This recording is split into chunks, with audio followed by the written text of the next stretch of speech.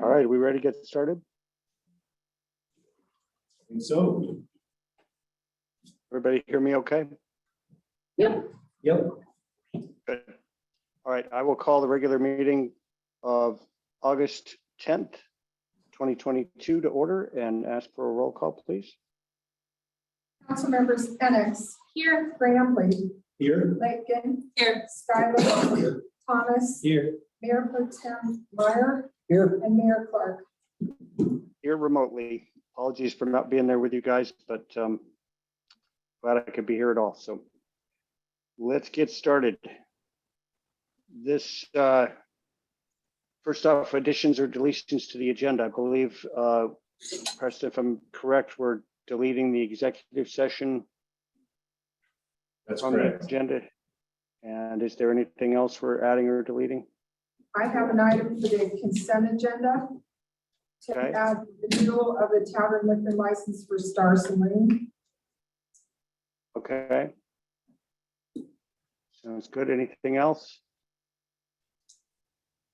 All No, right, hearing none.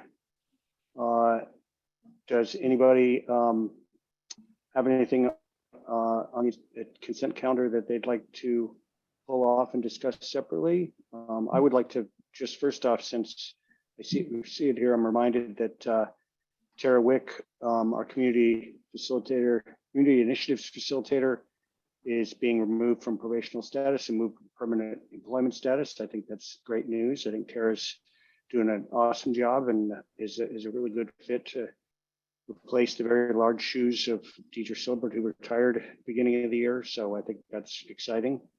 Anybody else have any other things there they want to discuss separately or make a motion to approve? No, I move to approve the consent calendar. seconded. Okay, roll call vote, please. Council members Ennis. Aye. Bramley. Aye. Lakin. Aye. Schuyler. Aye. Thomas. Aye. Mayor Pro Tem Meyer. Aye. All right, thank you. That brings us to the public comment section of the agenda. This is a time established for anyone in the public to address the council regarding any item that is not otherwise on the agenda. Comments would please be limited to 5 minutes per person. Russ, is there anybody in the audience with their hand up? Yes, there it is. All right. Step up.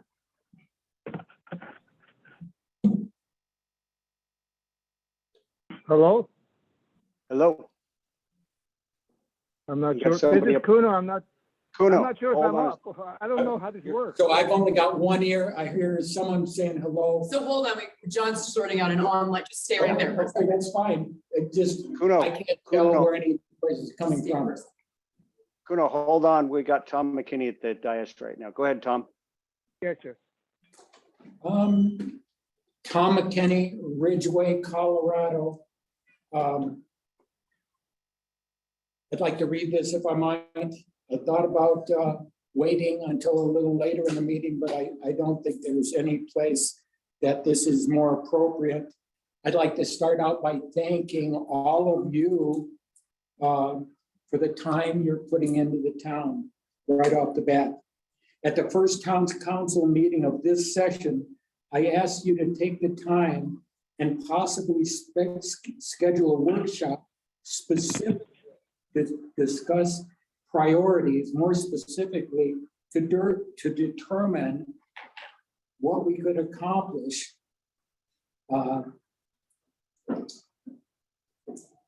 to determine what we wanted to accomplish. My second point was that we needed an in-house planner. Today, we find ourselves dealing with the latest burning bush. We have growth rate, staff overload, an unaddressed water situation, need for affordable housing, need for more tools in the land use code to address all of these issues. The issues have one thing in common. The outcomes answering each of these could only be enhanced with a professional in-house planner. The amount of time you invest in this town is Herculean. Again, I thank you. And again, I would ask you to invest your time in a workshop specifically to address common and agreed upon priorities and brainstorm ways in which we might be able to get a full-time town planner. Thank you very much.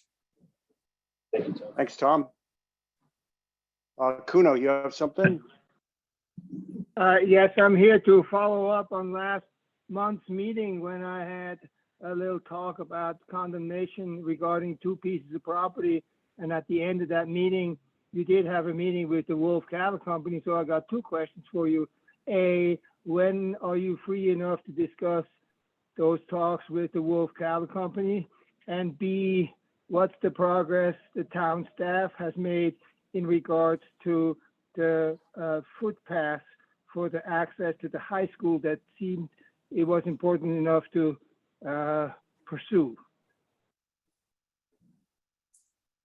Okay, thank you, Kuno. Preston, do you have any response to that? First off, just on the student access path out of River Park. Yeah, thank you, Mayor. So I wouldn't say staff has made a lot of progress on that, but it's on our to-do list to look into that further and then follow up with council as was directed last month. I think it was the July meeting. Yeah, so last month's meeting when Mr. Kuno came and we had that conversation. So it's ongoing and we will follow up with council as soon as we can. Sounds good. Yeah, and I think as far as the conversation, I assume, Kuno, you're saying that you personally had a conversation with Wolf Cattle Company, is that correct? No, but you were scheduled at last meeting, at the last month's meeting, you had a behind the door conversation with representatives from the Wolf Cattle Company that you couldn't make public at the time. Oh, since right, that was right, behind closed doors. So I would like to Executive know session. when do we know what happened at that meeting? That's another one that's in process. Is that correct, Preston?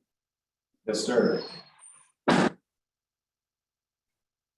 So I know it's frustrating, but sometimes these things take time, and I just have to assure you that we are working on it in due diligence, and staff is doing their best, and there are conversation ongoing on both those topics, and there just isn't anything to report as of yet. Okay, well, I guess in regards to the Wolf Cattle Company, I can fully appreciate that it's going to take time.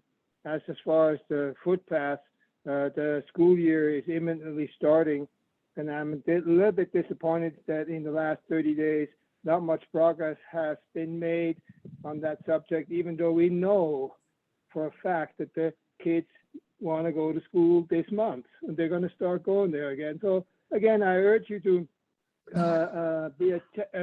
take that to heart and do something sooner rather than later. That's my comment. Thank you very much. Thank you, Kuno. Appreciate it. Anyone else? Any other comments? Anybody in the room? No. Doesn't look like it. Okay. Thank you. That takes us to public requests and presentations. Item number 7, a request for use of the public right of way for the Ridgway 1K rally through the alley event on October 1st. Preston, do you have an introduction to this item, or? I don't. I think Trish is here to. Yeah, you guys. All right, take it away, Trish. Hi, everybody. I'm just here for approval of the Ridgway 1K map.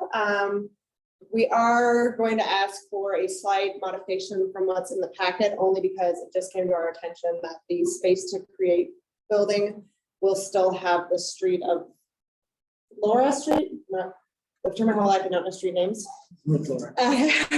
So Laura should be closed. So what we'd like to do is actually route up a block ahead of time and basically go right behind JT's house in the alley, and then continue in that alley to Cora Street, and then past the firehouse alley and into the park. We've been doing this, this will be our third year of doing basically this identical route. We're just gonna move it by one block to avoid the space to create closure. How many donuts do I have to make? All of the donuts. All of the donuts and bacon. Bacon, yeah. Bacon donuts? Yeah. Spracken's like, I'm making it to this thing. Yes. The hardest part is walking up to the elementary school. But other than that, everything's gonna be the same. 5 aid stations, fundraiser event, family friendly. We asked for, our window for people to go from the start at the school down to the park is an hour. We'll have crossing guards at every intersection. And signage. This is always a great event, so I think we're probably all in favor. Does anybody have any questions for Trish or for staff? Sure, an hour's long enough.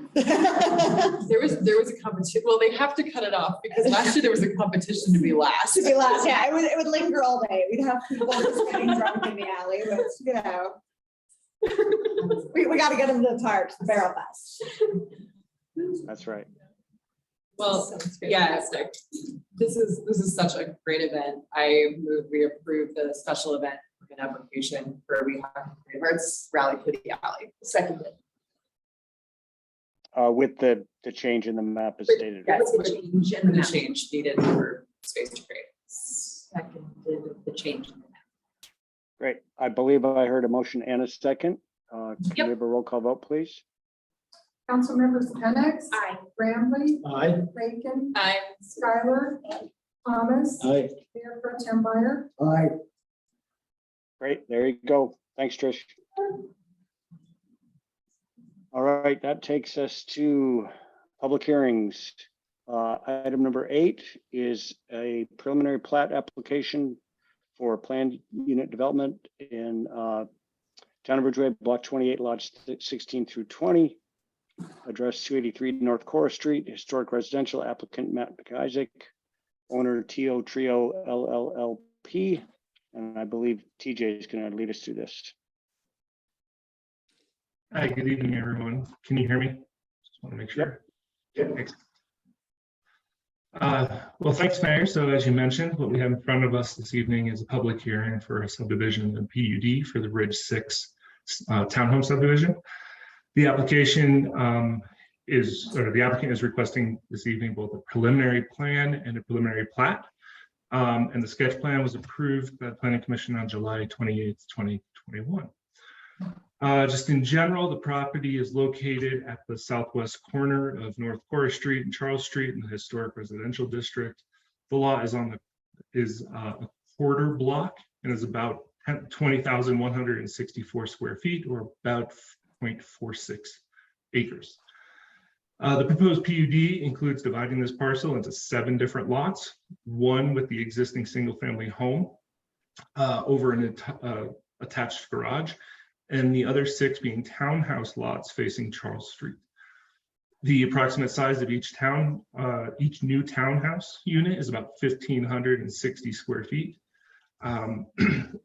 with 2 levels, and a 580 square foot garage on the ground floor. There are 2 bedrooms and about 2.5 baths per unit. The applicant wishes to further subdivide lots 16, 17, 18, 19, and 20 of block 28. That's the original Town of Ridgway plat, so the original town plat. And also to include a PUD, and we'll get into a little bit of that here further in the presentation. The applicant has submitted the required hearing application, associated fees, plat materials, and other required materials for the hearing, and the property and this hearing have been noticed and posted by the town in accordance with municipal code requirements. So as far as the master plan conformance, the parcel is identified as town core neighborhoods on the future land use map of the 2019 master plan. The goals and policies identified in that master plan were considered when evaluating the project's conformance with the plan, and analysis and a list of those are provided in the staff report. As I mentioned, the property is zoned HR, and that district does allow for townhome dwelling units in a structure containing more than more units as a conditional use. The proposed uses are allowed in the underlying zone district as conditional use, therefore they may be requested to be included in the PUD as they are for this project. So considering that half the property is not being developed, and that's the southern half of the block, or the property there that is the single family home, the density of the project is calculated at 6 units on 0.24 acres of area. Therefore, the proposed density is 25 DU per acre on that portion of the project. When bringing in the remainder of the project, so that means the one single family unit to the south, the gross density of the project is 15.2 dwelling units per acre. That's calculated as 7 units on the total of 0.46 acres property. So that becomes important because that's a little bit over the allowed density in the master plan, that land use classification. And we'll get to some of the planning commission's discussion that was included in the staff report, as well as some conditions that reflect back on that density component. But before we get to that, a couple of the less interesting components of it. So first, dimensional standards. Section 7315A sets forth the required dimensional standards, which shall be met for various types of each zone district. The table provided in the staff report identifies the HR dimensional standards compared to the dimensional standards being proposed with each lot. The important part here is that because these are townhome units, they have a shared party wall at the property line. Therefore, those shared walls and the property lines would require a 0-foot setback. So that's being proposed in the application.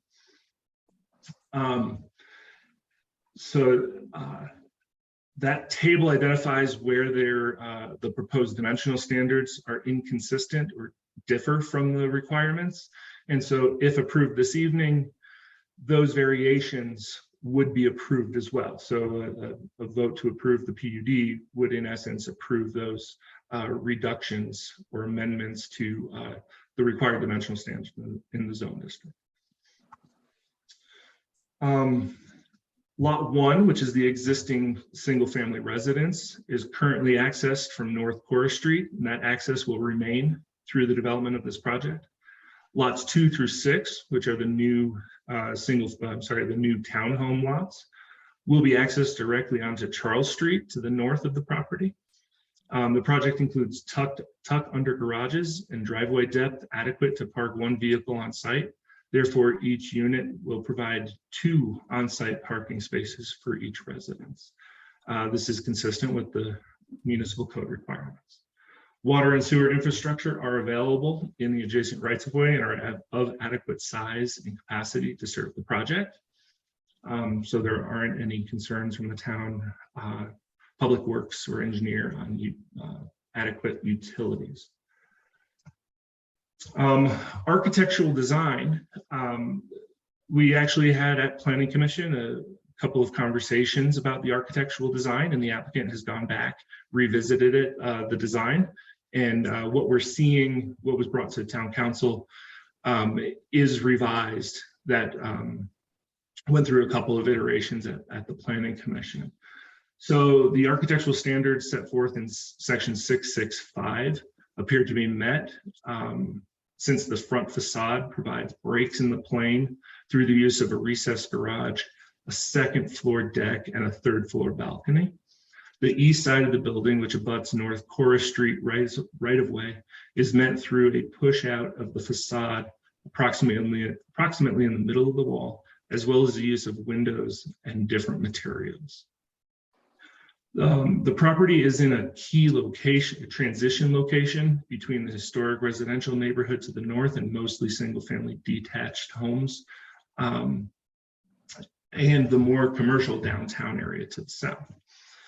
The proposed massing, height, and design fits in this transition zone, which is appropriate for this property, and that was a component that was discussed with the Planning Commission at both their hearing dates.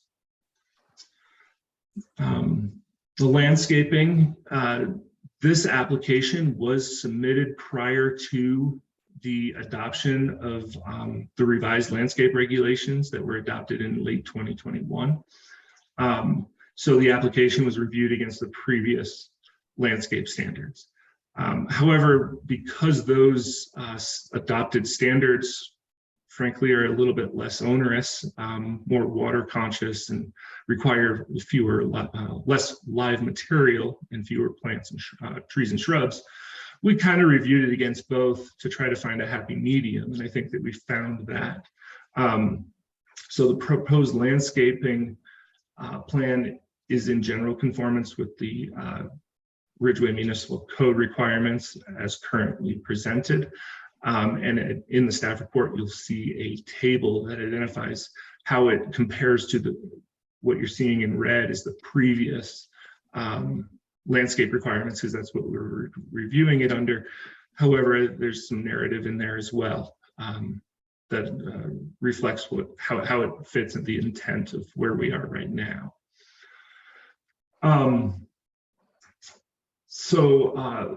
Also, because of, I guess, constraints and time constraints of the applicant's consultant team, they weren't able to, landscape planners or the landscape architects were not able to update fully the landscape plan to meet the previous round of comments. However, based on discussions, staff is comfortable with the project intentions. However, additional information will need to be confirmed prior to the execution of the preliminary plat, and those are covered in the recommended conditions and further explained in the comment letter attached to the staff reports. We can talk about that if needed. So with that, just kind of, I guess the last, similar to what I was mentioning before, that through the PUD process, variations, waivers, variances may be requested, as well as conditional uses, and approved through the PUD process. So just to identify, clearly what those requests are, we summarized all of those at the end of the staff report in greater detail, but there are 6 general requests. The first being a conditional use to allow more than 4 townhome units in the HR district. Second is a reduction in the required lot widths for lots 3, 4, 5, and 6, and that's to allow for a townhome unit. And the third is a reduction in lot area for lots 2, 3, 4, 5, 6, and 7. We lost you, TJ. Oh, can you hear me now? Yep. Okay. Sorry. So I guess I'll just start with the variations. Just the first being a conditional use to allow more than 4 townhome units in the HR district. The second is a reduction in required lot widths for lots 3, 4, 5, and 6. The third is a reduction in lot area for lots 2, 3, 4, 5, 6, and 7. The fourth is to increase the allowed lot coverage for lots 3, 4, 5, and 6. The fifth request is to decrease the interior side setbacks to 0 feet for lots 2, 3, 4, 5, 6, and 7. And the last is to decrease the number of total trees provided on lot 2. So that's kind of a summary of the application. At their November 30th, 2021 Planning Commission meeting, the Town of Ridgway Planning Commission recommended approval of the preliminary plat and PUD for the Ridge 6 Townhome Subdivision PUD with 4 conditions as explained in the staff report. A lot of those conditions were to address issues prior to the application going to Town Council.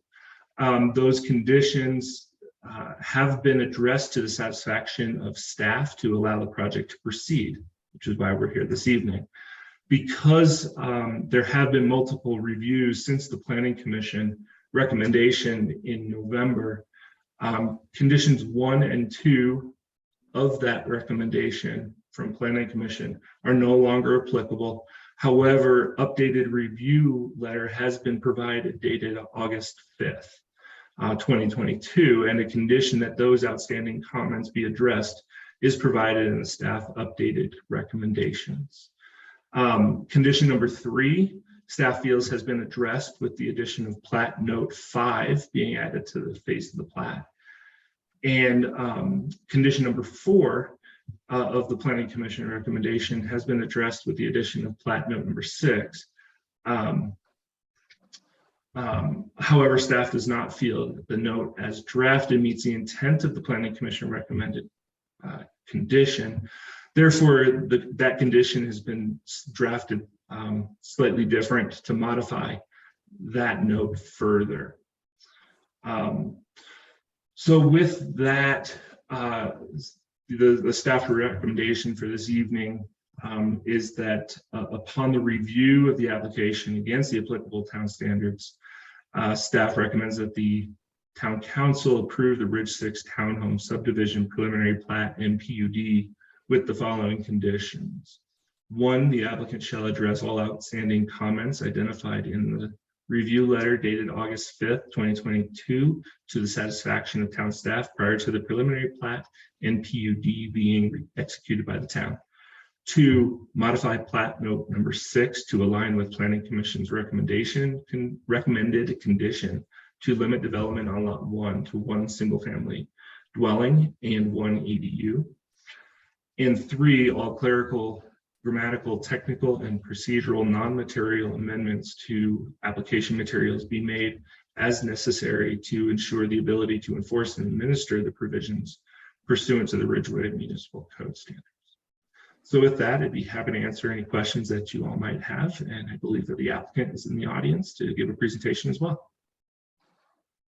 Great, thanks, TJ. First off, anybody on council have questions for TJ? Yeah, I do. Go ahead. Under the following goals and policies identified in the master plan considered and evaluated this project, one that I did not see considered is under health and environment. And hang on a second, I can tell you. It's policy ENB 4.2 about renewable energy, which says encourage use of carbon-free renewable energy systems in the town, support the goals of carbon neutrality. So there's 3 other references in today's meeting packet to this very same issue. One is in the emergency ordinance, which again we haven't covered yet, which is to encourage energy conservation use of solar.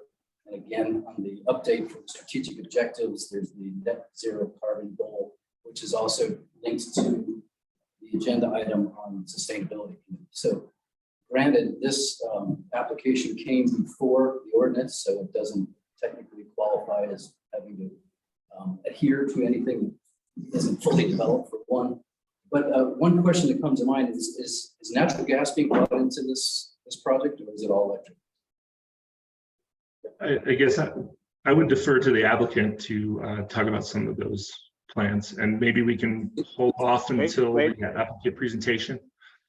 Yeah, because this is a public hearing, we have to follow protocol. So just hang tight, Matt, and we'll give you a chance to speak here in a minute.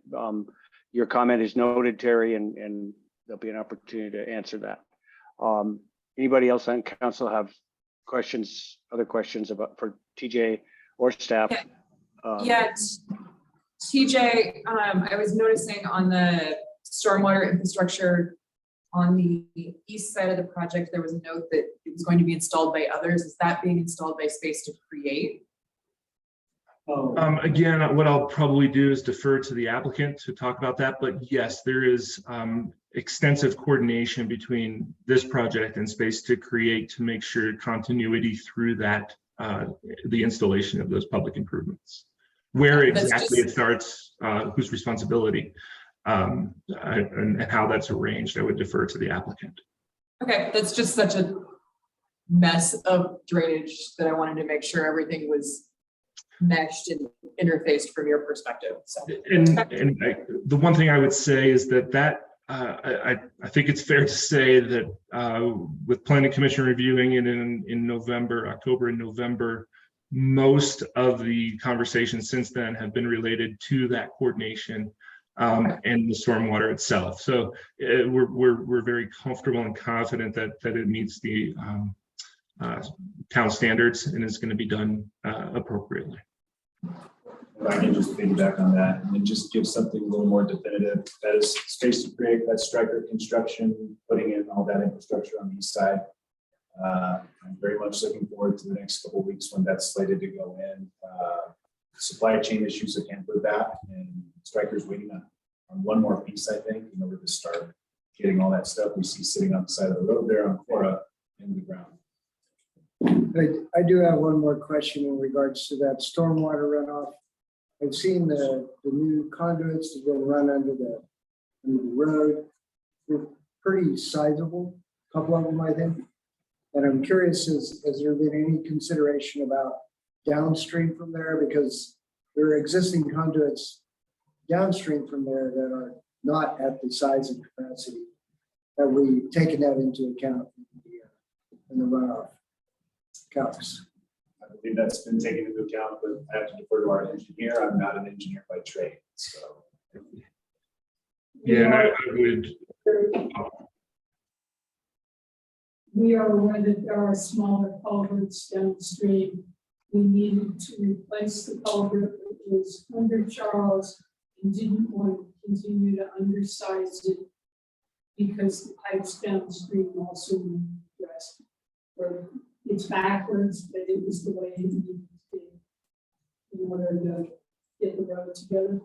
Is there any potential issues with? just move the issue that exists there downstream. Exactly. Yeah, Exactly. I mean, some of the, I don't know how they got approved. I didn't want to focus so many reasons.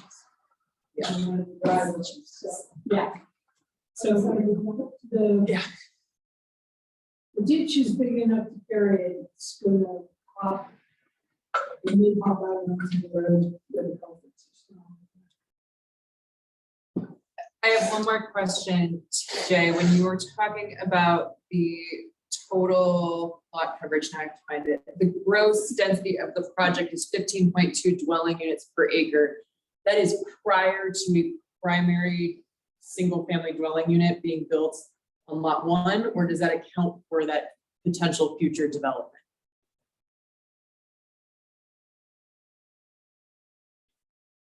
So I'm looking at page 5 of the staff report under the land uses. We bring in the remainder of the project. So we're just talking about adding the townhomes, not the potential for a single family home. No, so the 15.2 DU per acre, that density is the entire 0.46 acres inclusive of the current single family home or the proposed single family home as well. So that is the total, what, if you will, the total build out density, 15.2. Which is why, just to go a little bit further on that one, that is, the Planning Commission had some real concerns about the density potential there, which is why that condition was put there to limit lot 1 development to one single family home and one accessory dwelling unit, so that it doesn't come in with another PUD with townhomes. Okay, I mean, I think I'm in agreement with you that it's a transitional zone. I just wanted to make sure it wasn't going to go up from that 15.2. Okay. I guess the only other thing I would just say, again, just to point out that there are processes to go through if such a request would be made, so that it would be an amendment to the PUD, which would require a public process. If that condition and or note were to be amended in the future. Okay, thanks, TJ. Any other questions from council? All right, so at this point, I will let the applicant make a presentation, and then when he's done, we'll open it up for public comment, and we'll go from there. So go ahead, Matt. Thank you, John. I'll just answer your questions first, I guess. As far as renewable energy, when we first drew the project in 2018, we had a shed roof that was going to be a complete solar array.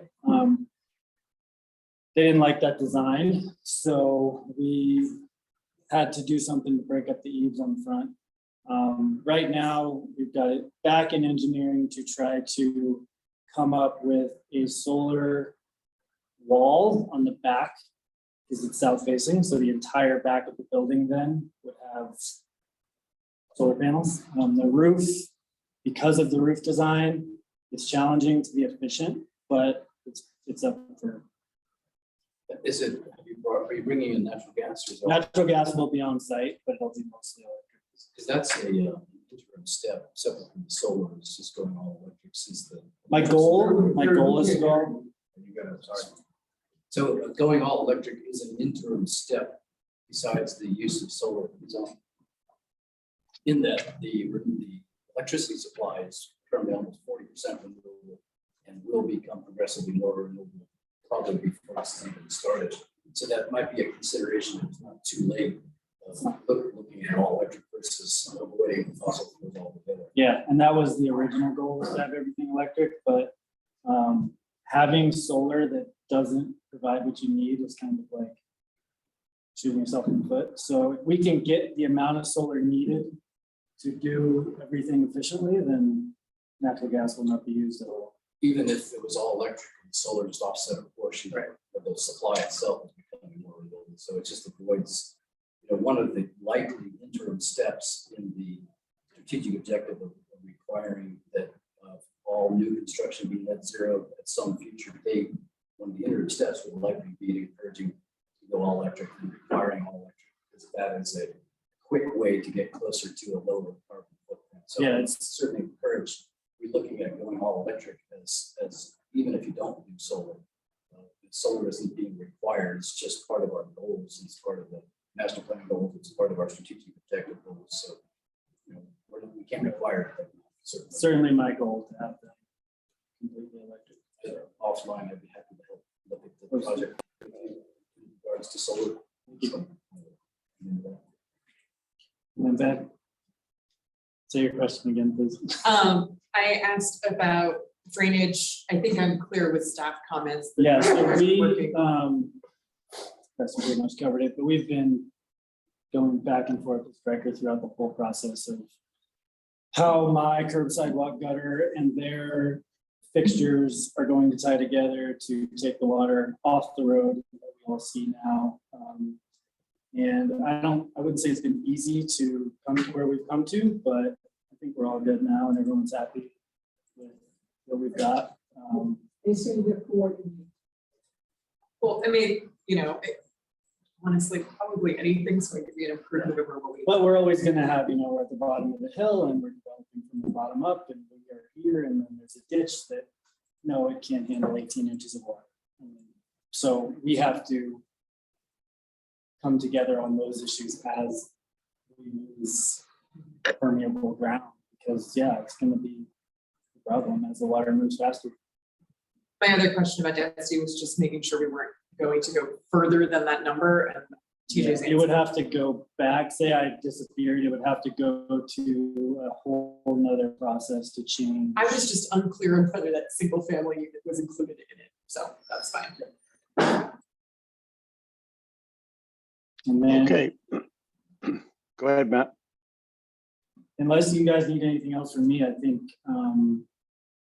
if there's any other questions, answer those. There's some renderings you wanted to show. Are they, Try to break it out. yeah, I mean, Were if they in the packet? a few of you guys haven't seen them, they should be. TJ, are they, did you put the renderings in the packet? Page 20. Yes. 25. They're in there. Starting with 22, that would be your best one.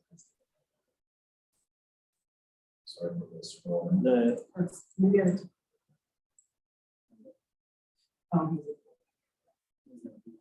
um,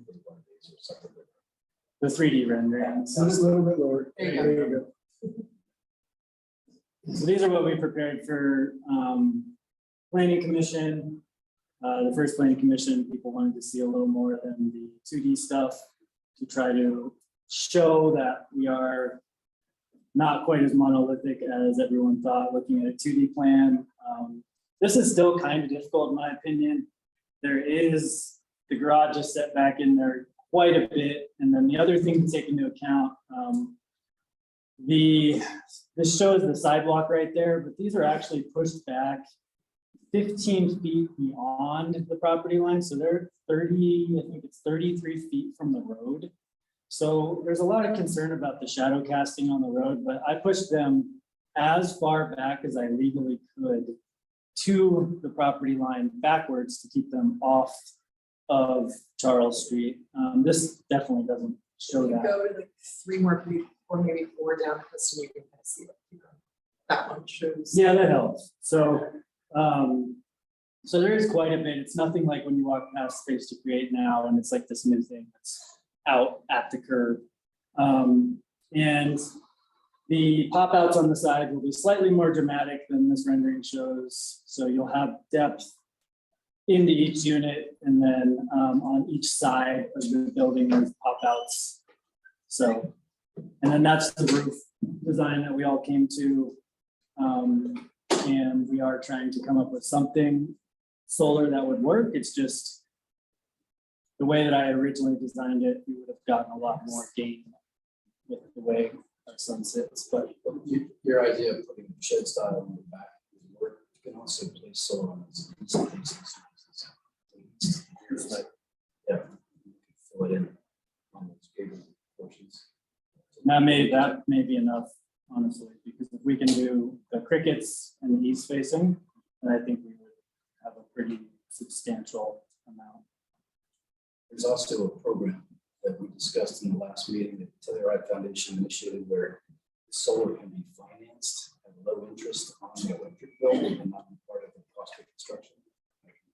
Yeah, I'd love to.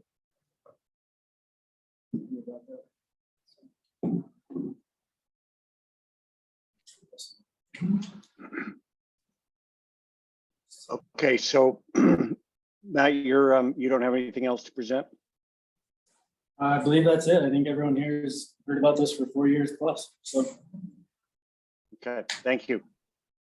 All right, at this point then, I will open this up to public comment. So I can see on Zoom if anybody has their hand up here, and then I'll rely on Russ to call people up to speak in the room. Does anybody have any comment about this?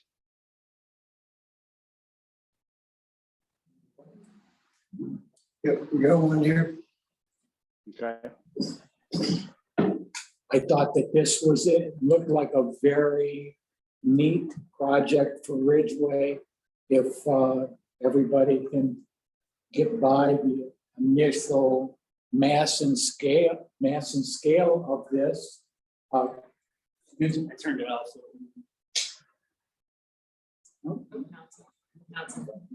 Can you guys hear me? Okay. we can hear you on Zoom. The mass and scale, which is part and parcel of what this is. I have two things that I wasn't clear from my looking through plans on. One was because I live on an alley, I'm always interested in where garbage and condensers are located. And I didn't see that in any of the pictures where garbage would be put out and where condensers would be. I don't see them on the roof, and it's very common practice to just stick them out in the alley.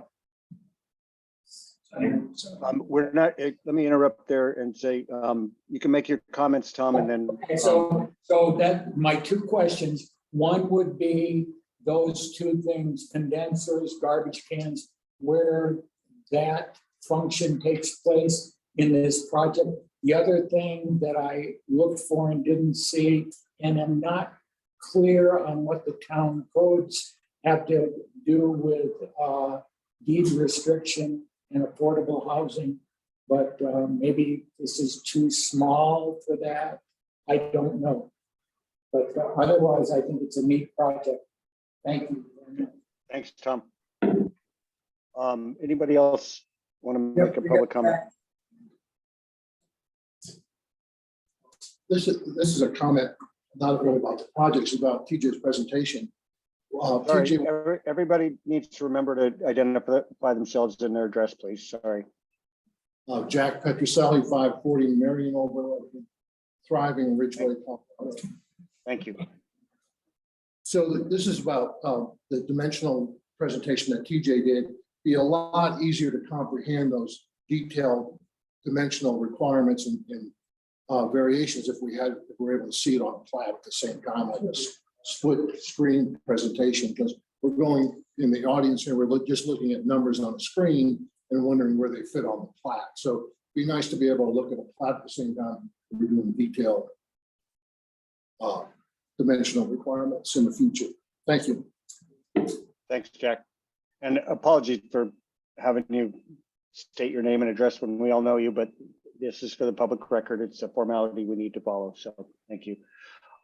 Anyone else?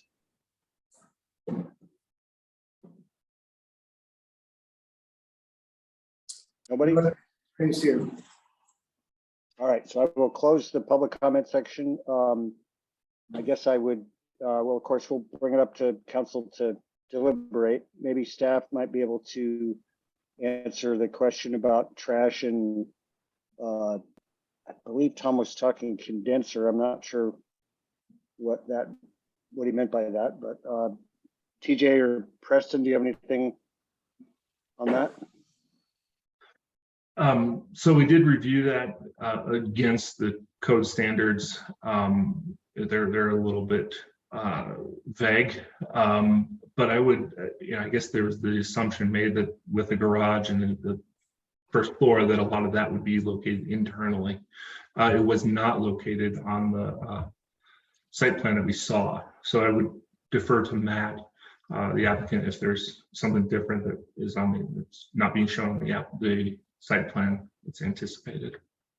Because there is a utility easement in the back that goes all the way up to the building. So it couldn't be placed in the back. Okay.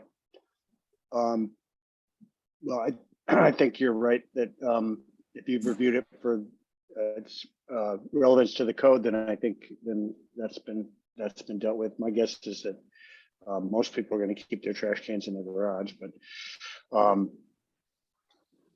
what else, council, do you want to either ask staff, or I suppose we could ask the applicant questions if need be? I believe we need to, remind me, Bo, do we need to reopen public comment to let the applicant reply to questions? We'll ask you, John. You can't hear me? Now we can. Okay.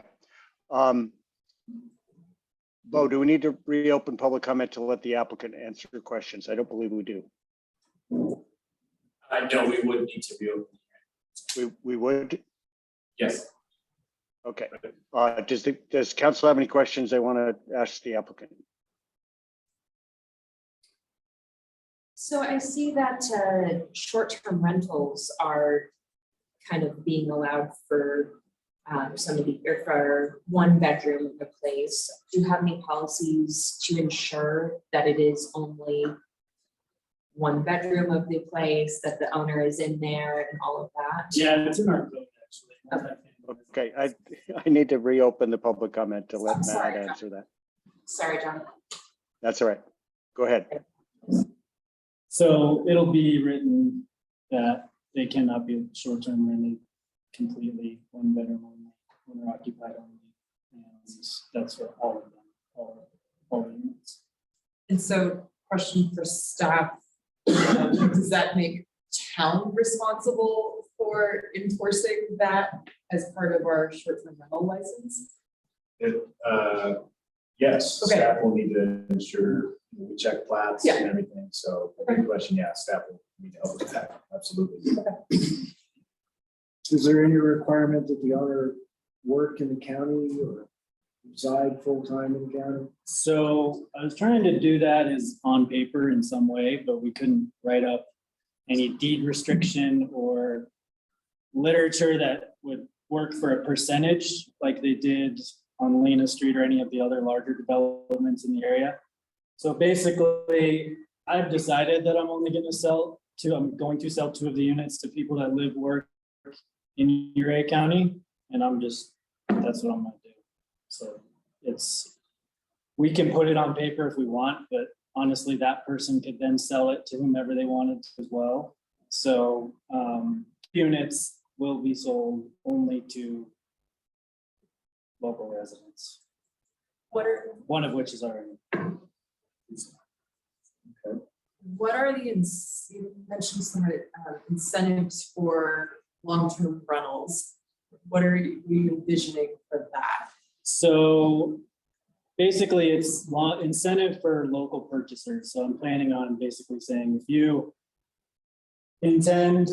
are a local and you intend to buy one and it's not your first and you do intend to rent it, obviously you're not allowed to short-term rent it, but we will still give you the discounted local rate as long as it's a long-term rental. And obviously you can only put so many restrictions on that because I'm not owner of the building at that point.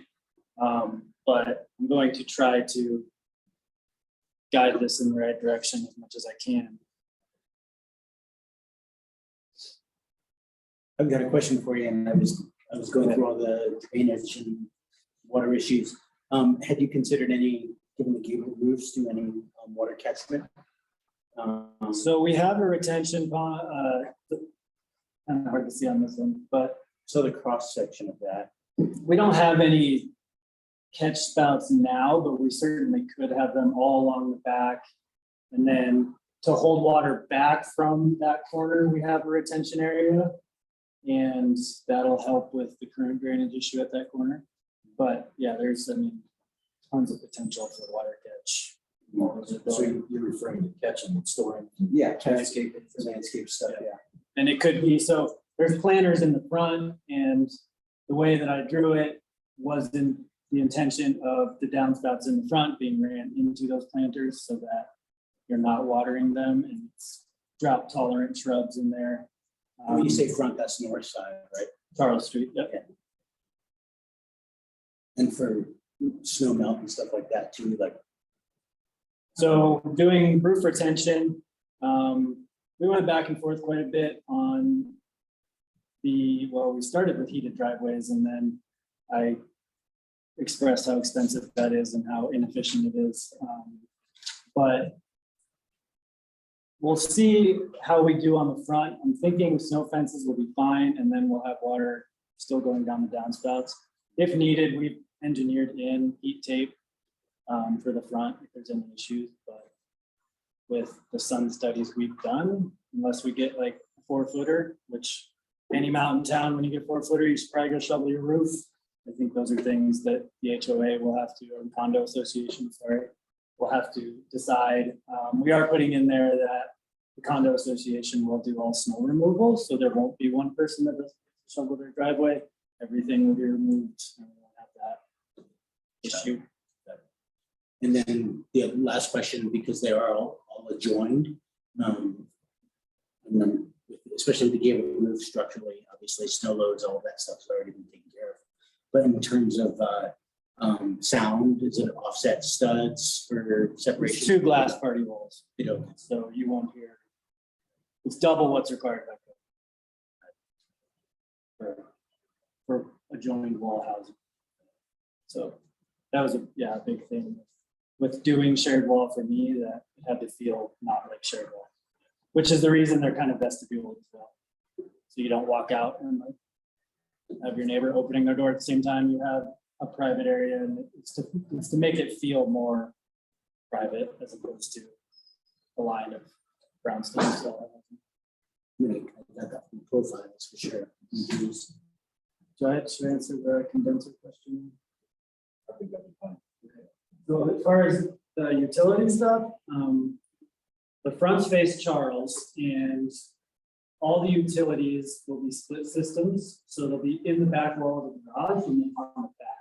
Both alley sides, well, only one alley side, would be the alley that the Kate shares, will be totally clean wall. And then as far as waste goes, we spoke with them and they're okay with just doing cans. And then we can, there shouldn't be anything hanging around. None of the back of the building will face an alley. They kind of have their own utility easement down the back, and that'll just be basically a water filtration. Takes the water out and keeps it clean there. And a fence, 6-foot fence on the back line.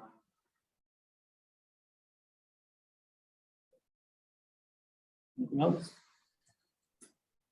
I saw that you have runoff, and I'm not sure if I'm saying this word correctly, but this is how I'm reading it. The grass swales. Do you have like a plan for the type of grass? Is that native? Is there any way to like bring in a pollinator friendly thing that's not just So grass? I haven't gotten deep into what shrubs will be planted there. I plan to just let landscape architect take control of that. But whole intention being the least amount of water and the most beneficial stuff we can use that does appear to be a plant, but not using copious amounts of water. Like JT said, if we can divert downspout water to those planters in the front, I think that's the goal. I don't want to put in a ton of irrigation. I don't want to put in any irrigation if we don't have to, because I'd hate to see sprinklers have timers and all of that stuff that we're trying to get away from take place just because we have a certain type of shrub in there that needs too much water for where we live. So whoever I choose to be the landscape architect, that will be the focus. Any thoughts on artificial turf? There's not enough room for it. No. So basically, Even with that setback all the way from the street there? yeah, that's basically driveway and a big planter. So the planter will be risen off the ground a little bit. And that's your dividing lines. And then I think we have one small tree in the front of each one, and that's it. But I definitely would have no intention to use on sod or grass. That was kind of the reason it was drawn the way that it's drawn. I drew 4 and I drew 5, and we were left with these really strange sides that people were like, well, are you going to put grass there? Nobody's going to want to take care of that or water it. Well, now we have really weird strips when we do 5s. What are you going to do with that? It's going to be weeds. No one's going to cut it. So I was like, okay, well, I'll try to draw 6, but understand that it's going to look dense, but it is conforming to the master plan that we just approved, because this started in May of 2018, I believe. So it's been a long road.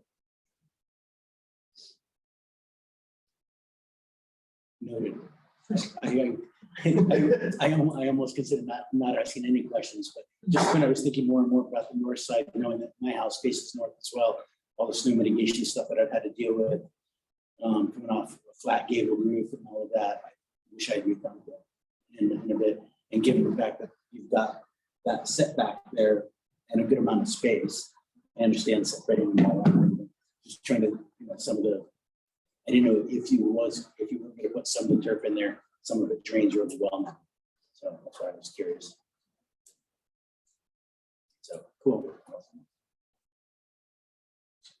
Okay, any other questions for Matt? Are we ready to deliberate on this?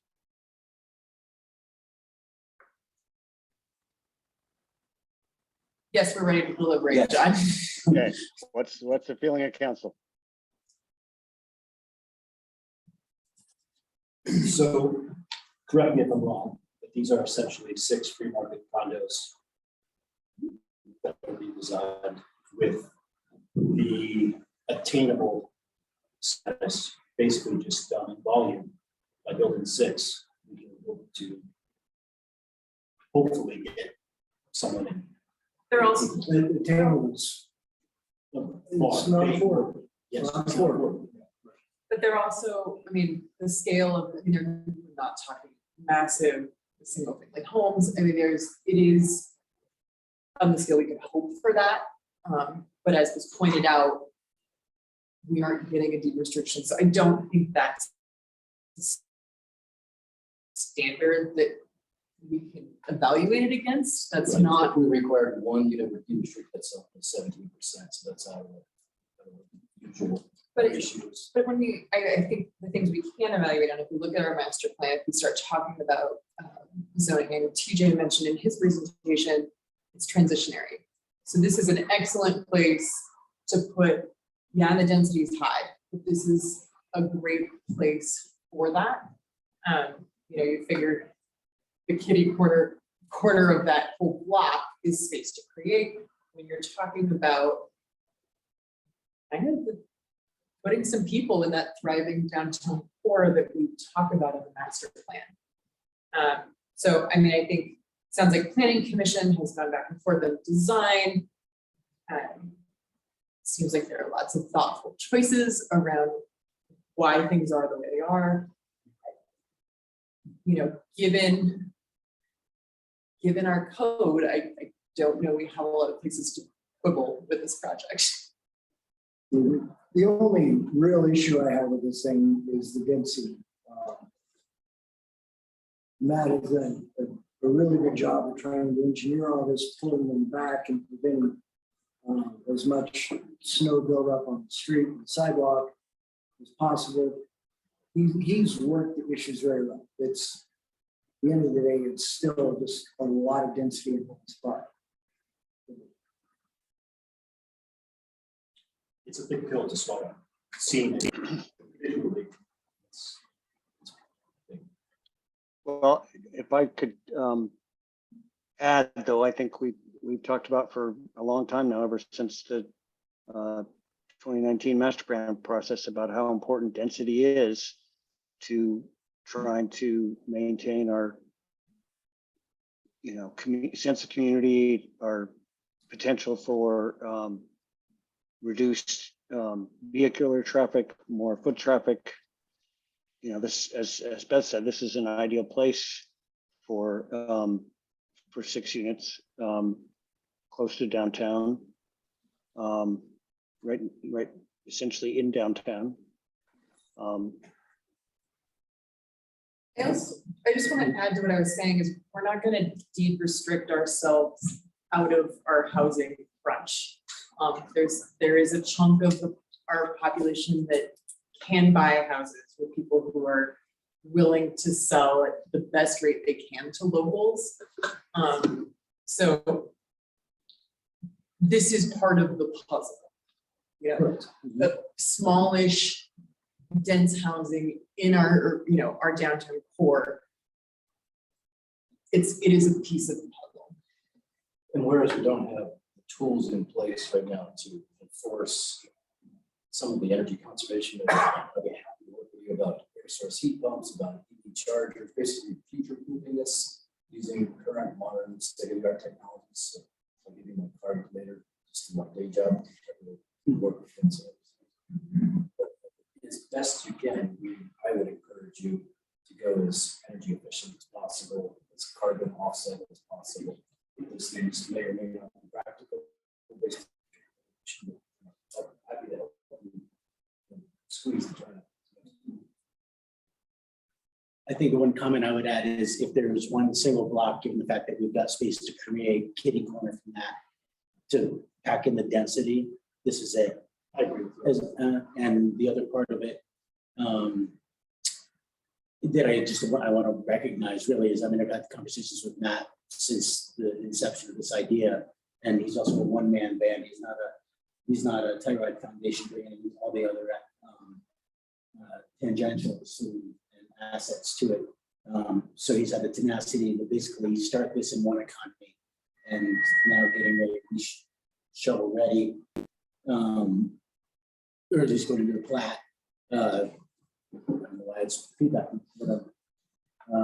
But I think it's great that you've stayed on this and made all the accommodations that have been asked of you so far.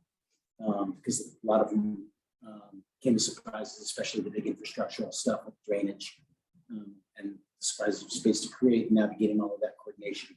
So to even think that it could still be attainable for attainable housing at this point, given the parameters of the economics right now, I think it's great that you're still staying on the I mean, to achieve this density level and still make it viable for you to get it all done. I think that's great. And I think some of those things to make it fit in this as a private entrepreneur doing that, having somebody like Terry and the other things that we've been taking on, be able to sustainability, trying to help come up with solutions on that, you know, even down to landscaping, water catchment, figuring out those ways to thread the needle on that. I think it's great.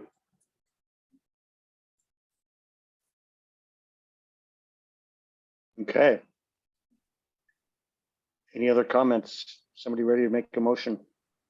I was gonna make it, I just want to be really clear with TJ. So all of the conditions from planning commission have been addressed. Am I reading the gray box correctly? But these ones here. Okay. Okay.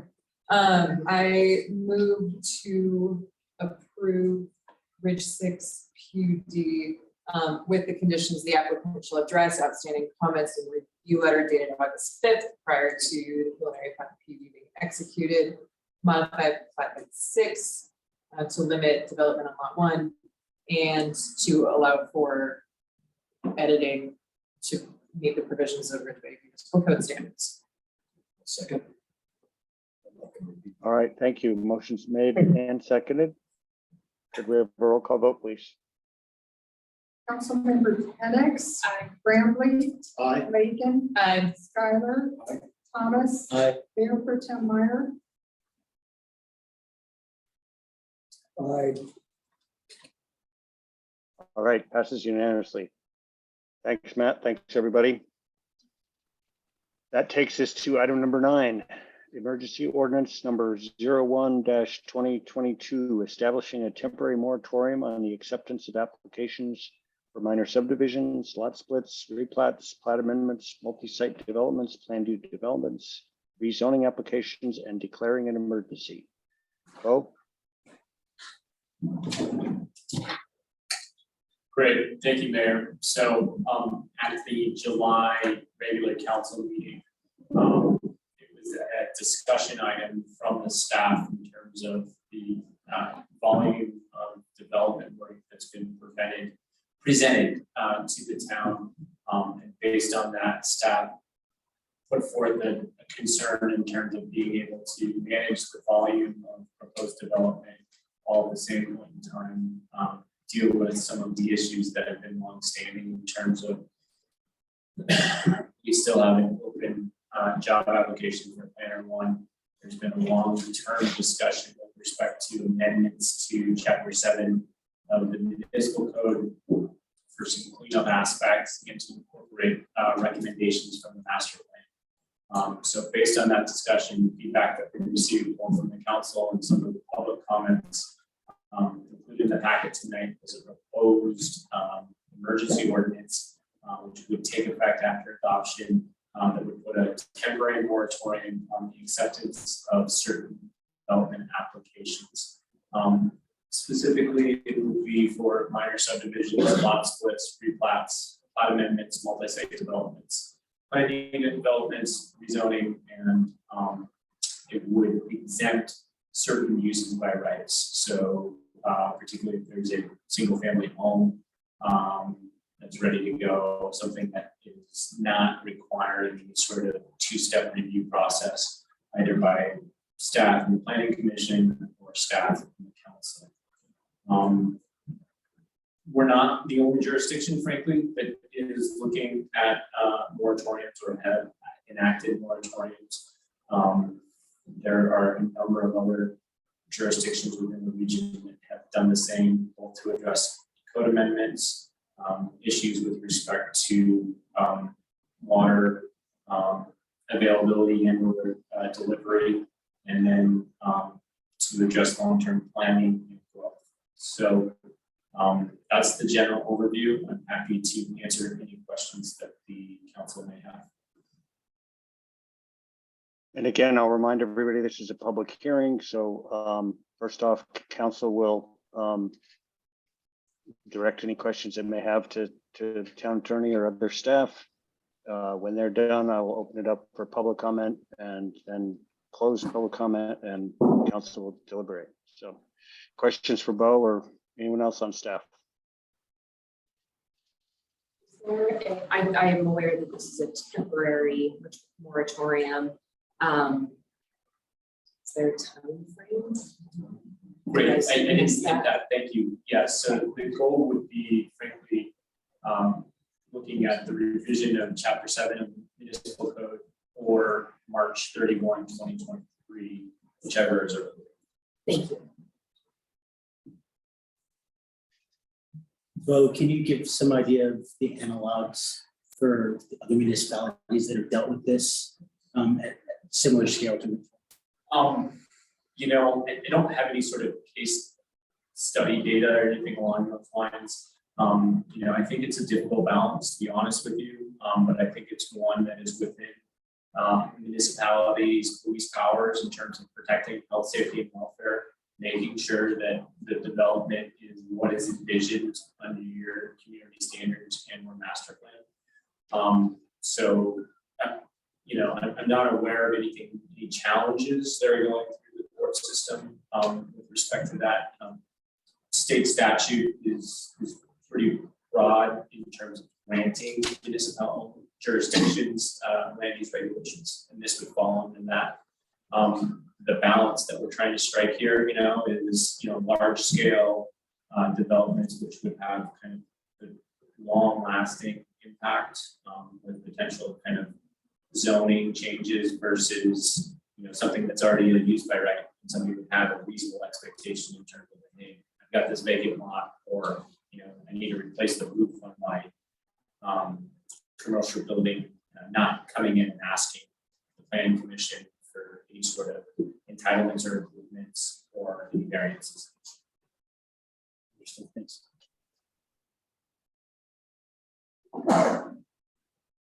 Any other questions, comments from council?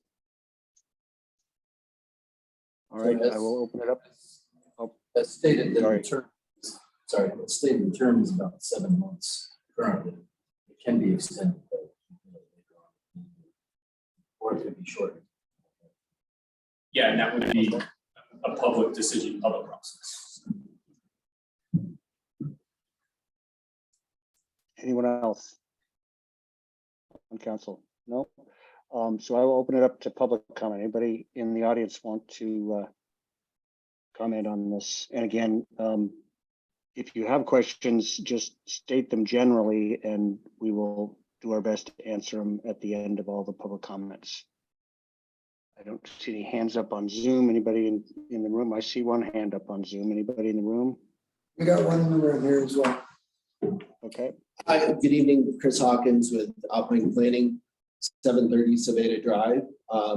Just wanted to confirm, we've been having conversations with Bo, and I'm assuming through Preston, that projects that are currently in process, like Iron Rail or Four Winds, they've already started into the queue, into the hopper, so to speak, that those projects are still going to be able to submit a preliminary plat. For example, Four Winds has a preliminary plat that has to be submitted in a formal rezoning application. We have a sketch plan that's in process, it's pending. We don't want to obviously talk about details, but we don't want to find out all of a sudden that that application can't go forward because of this. So that's not what we heard. We were confirmed that. I just wanted to speak about this publicly and with the council, make sure. And Iron Rail already has a preliminary plat. So, that's in process and that would be exempt. The other project that I'm involved with is the Preserve PUD, where we're trying to get county approvals, trying to deal with the town approval conditions, revising the plans to get stormwater regs into it and other new town regulations. And we just want to make sure we're not going to be precluded from submitting some plat amendment that might be needed due to some of those standards. So that's kind of a questions, and just more than anything else, understand the need for it, but certainly want to also understand how this impacts projects that are already in process, because that's all. Thank you. Thanks, Chris. Jennifer Cram on Zoom, you want to go ahead? Yeah, so, Again, name and address, please. Jennifer Cram on 260 South Laura in Ridgway. Thank you. I sent a letter to the town council and the planning commission. I guess I just want to re-emphasize that my concern is water. The town did a water study that was discussed in February of this year. But the high growth scenario in that study at a population growth by 2050 that is somewhat equivalent to our population growth in 2 or 3, 4 years, depending on how you look at some of the numbers. So I really think a moratorium would be good, because I think we need to look more closely at that water study. It had a bunch of suggestions and possibly capital improvements, et cetera, and things, as I understand, need to get into the budget process. So I think we need to prioritize these things to get into the budget process to make sure that we don't end up approving more development than we can actually handle with the water in the long run. Thanks. Thanks, Jennifer. Anyone else?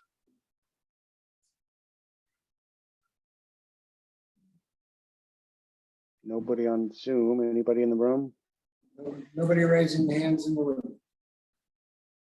All right, then I will close the public comment. If I may, period. just quickly, John. Yeah.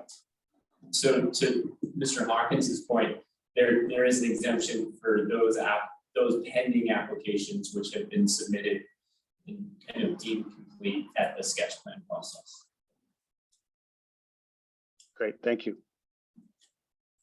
But I'd like to add to that, that's provided that there's no material changes or anything substantive being proposed to modify what's already.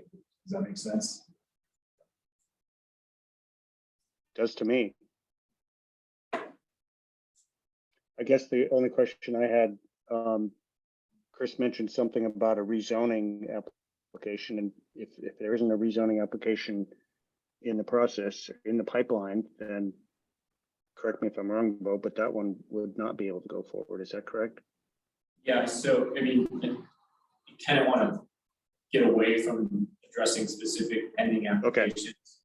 I guess the only thing that I would say is that if there's a rezoning component, maybe that becomes, hypothetically, if there's a preliminary plat that's approved, one of the conditions could be rezoning upon the expiration of the moratorium. So I think that there's concepts that could be evaluated, but there would be, as of the enactment of the ordinance, no new pending applications would be accepted. Thank you. All right, so council, what do we think? I think this is obviously slightly controversial. Actually, probably thought there was going to be more comment tonight on this, but I think there appears to be a fair amount of support in the community, and it just seems to me like a good idea, and it buys us some time to make some edits to Chapter 7, the subdivision regs, and try and tighten things up a little bit. And in concert with this next item on the agenda, could possibly really help, very likely really help staff with their level of being overwhelmed at this point. So what do the rest of you think? I think that tying this to completing changes to Chapter 7 of our municipal code, I think we're getting general understanding from the public and developers that if we can clean this up and make the process better and clearer for everyone involved, that this is ultimately going to drop stress for town staff, make it easier hopefully to interface with developers and make that process better. So I'm taking, John, the fact that we're not getting a ton of that comment to be, hey, what we're doing isn't working. And we have to change some of these pieces. I agree. My only concern is that 7 months may not be long enough to achieve some of the 12 items that were listed, but there is a provision for extending it, should we run into that deadline. We're not ready yet. But I think we should take that as a demand that we prioritize this, right? As we take accepting new applications off the table, this is somewhere where that focus can go. Because we don't want a moratorium for ever and ever. I mean, a year starts to sound awful, right? So we, Assuming that that's enough time for staff to catch up. And that's half of it. but that we also, as Jennifer mentioned, around water usage, there's also budgeting season coming up. And I know when we did our rezoning, our changes to zoning, our changes to landscaping, we contracted that. There's also those opportunities that we can remember and look at. I've heard a great deal of support for this from the public, and with everyone that has acknowledged it and wants this to pass, it's been followed up with, as long as we make the most of this time and put those priorities forward and building a sustainable plan. I got the same feedback. John, second. I agree with Kevin on that, and I actually take it as a charge, not just, I think it as a charge from the town to actually use this time to recalibrate and to update and to work even harder right now for ultimately streamlining the process going forward and really clarifying the long-term, short and the long-term vision for where this community is going in terms of development. I think it's a necessary sabbatical, but it's not a sabbatical to to gaze at our bellies. So gaze. So I think it's actually going to be a right time for all of that stuff to be considered, all resources, both human and on staff, and also in terms of Echo Jen, who's written some great letters to calibrate that to water, energy, open space, density in town. All of these things are things that are going to have to be, they're going to have to match the budget process as well. If I could just play devil's advocate a little bit on Terry's point, is Planning Commission meets once a month, and presumably they're going to be the ones to do the heavy lifting on dealing with the process of going over Chapter 7 and considering changes that staff and TJ put forward on top of all the projects that are in the pipeline right now. That's the thing that concerns me, is that large number of projects already in the pipeline. Now, granted, a couple of them are far enough along that Planning Commission review is largely done until they get to final plat. But I guess maybe I might even ask TJ to chime in if that would be appropriate, to get his thoughts on whether he thinks the time frame is adequate to do what we're proposing. And it sounds like I probably should reopen public comment to allow TJ to answer that question, which I will do. Go ahead, TJ. Sure, thanks, Mayor. And yeah, first off, I just want to be clear that this is not something necessarily to take lightly, but to echo what Bo mentioned, there are a lot of communities around the state that are seeing this. From my perspective, I think that the focus is to clean up the process. What that does is clarifies the expectations of the applicant, the applicants, the public, the Planning Commission, you all, and staff, with a few standard changes there. If we take that approach, I think 7 months, 7-8 months is more than adequate with some work sessions. We haven't talked through the logistics as staff, so I'm just kind of going on my own on this. But I think if we stuck to that type of a scope, 7 months is adequate. It's about what it took with the landscape regulations as well, maybe a few months shorter. I think we did it in about 4 or 5. If we start looking at opening it up to other standards, I think we're going, and in that case, what we're doing is opening up to public, gathering public input, identifying policies and trying to apply standards to those. We're going to be looking at a larger time frame.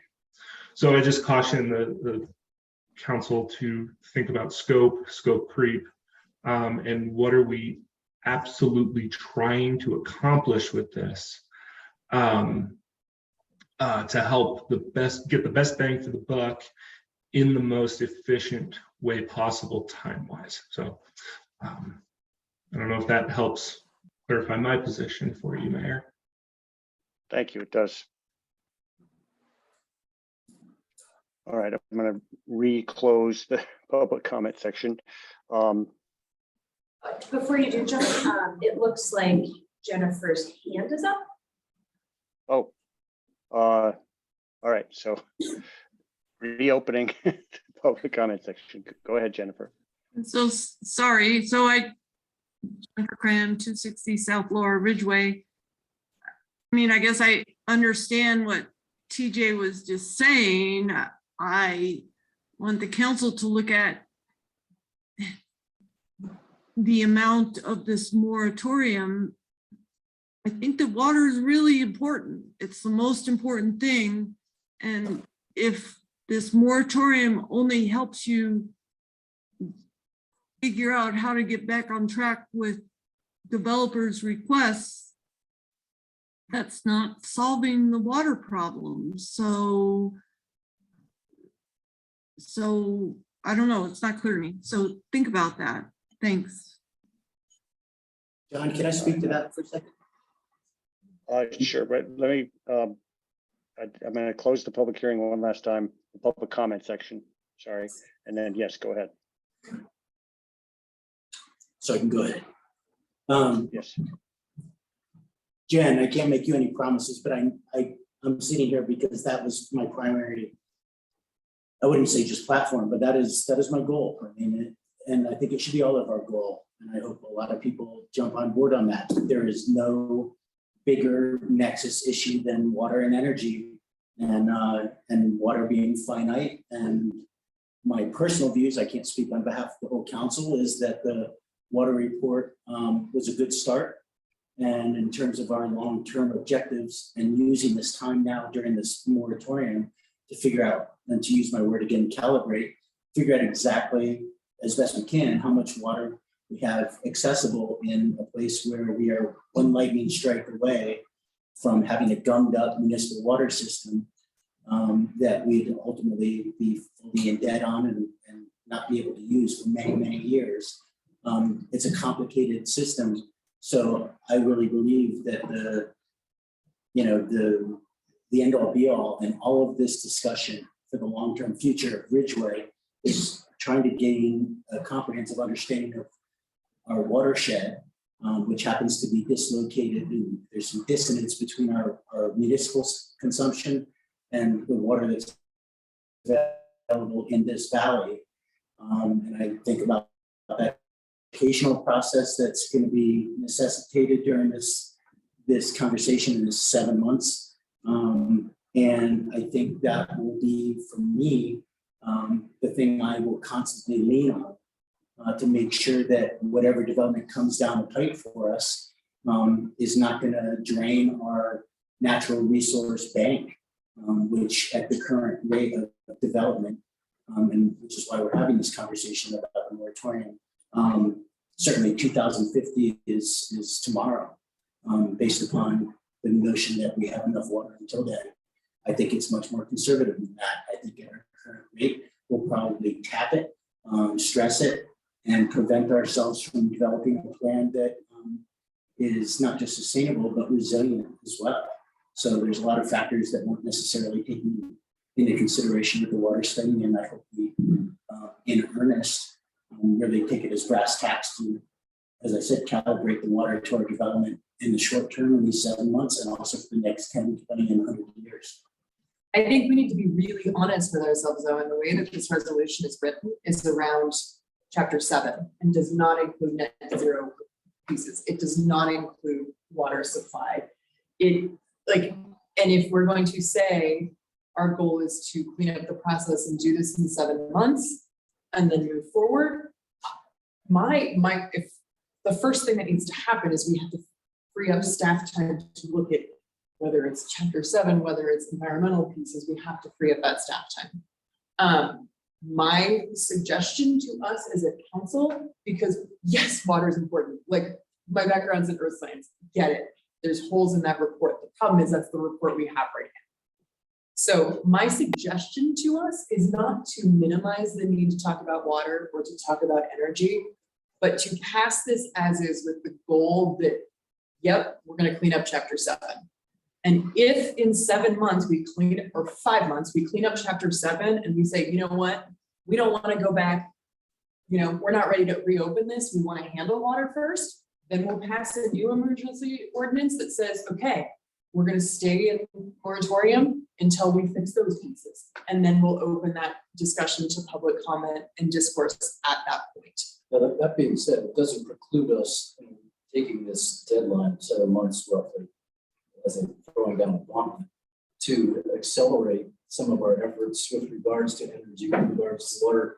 Just as a aside, there's a zero committee meeting next week. That zero committee is planning on forming a timeline for the recommendations that would be brought to the new sustainability committee, which has been formed as of tonight.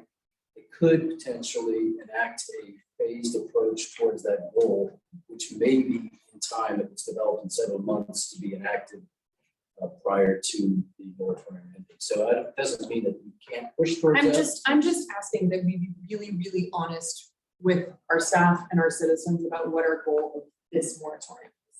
And if we can get more done in that period, cool. But really, this moratorium, the goal is to clean up the process. And if we say, yep, we need to handle these other things before we can go, then we need to open up that debate. Because what we told our community when we said we were considering this moratorium today is we said we were considering this because we need to clean up our process and we need to make it so that it's a sustainable process for our town staff. And if we're going to expand that scope, we need to be fair and honest with our constituents about that. And so we'll do that at the end. I don't think you need to give deference to what we've written in the moratorium, which does address the other thing as well. I don't think they're mutually exclusive. I think we're all on the same page on that. I just think that those are the elements of the conversations that need to come to the forefront through this whole process too. And if I can just jump in, I just want to remind everyone, the town has an annual strategic plan that comes about through the annual budget process. And the items that you all have been referring to are highlighted in that annual strategic plan. And staff really needs to move forward on those priorities and strategies throughout the course of the year. I think we do a pretty darn good job of what we have. And so I appreciate this discourse here. The net zero piece, the water piece, like you said, the water supply assessment was a heck of a start, but it doesn't end there. And there are a number of items that we need to start working on. Well, we have another budget cycle. We'll start talking about that and planning for the future. So there are avenues to address that stuff where it's not necessarily imperative that it's tied to this emergency ordinance, but there are important elements to it, if that makes sense. So I just really wanted to bring everyone back around and want everyone to remember staff has a work plan each year that was put together by the town council, and all those items are already on. Thank you. And I would throw out one other thing. We're talking about chapter 7 in the municipal code. I don't know how familiar you guys are with chapter 7. It's a big section of the code. And it deals with all manner of land use processes. And by looking hard at that and making edits and updates, some of those things could include net zero pieces and water issues. So to your point, Beth, I think, focusing on chapter 7 doesn't necessarily preclude those things. And I just think we all need to, I'm all for saying we're going to put our noses to the grindstone and we're going to get this done in 7 months, but we need to be honest about how big a job we have ahead of us on top of everything that's already going on. Well, I was mostly speaking to TJ's comment that we could probably get process done in 7 months, but addressing all those other pieces, I start to get into more detailed policy discussions that, would stretch beyond that. So just remembering the genesis of this ordinance last month, we were talking about process. So like I said, just making sure that our public understands what we're doing and why we're doing it, which is what I said last month. Cool, let's do a moratorium, but we need to be very clear about why we're doing a moratorium. Well, but except for, I would point out the next item on the agenda is the one about process. This moratorium is the bigger, and correct me if you guys disagree, but that's my understanding is that the process piece is primarily dealt with in the next item. This is looking long and hard at chapter 7 and seeing if there are things that we need to update, change, add to that will, yes, make the process more clear to people who want to apply for a land use action of some sort or another, but it's the bigger picture. Well, along those lines, I suggest we pass this as is, and then we revisit it when we get closer to the deadline and see where we're at. See what the sustainability committee has offered as recommendations and what we can manage to accomplish. That's totally fine by me. I agree with that. I agree. So should we go ahead and move to approve here? I'll move to approve the emergency ordinance number 02-2022. This is over. Oh, sorry. But he said 01. So I move to approve emergency ordinance number 01-2022. Second. I'm sorry, I didn't hear who seconded that, but Kevin got it first. okay. Motion made and seconded. Roll call vote, please, Pam. Council members Ennis. Aye. Bramley. Aye. Bacon. Aye. Schuyler. Aye. Thomas. Aye. Mayor Pro Tem Meyer. Aye. All right, thanks, everybody. That takes us to the next item, number 10.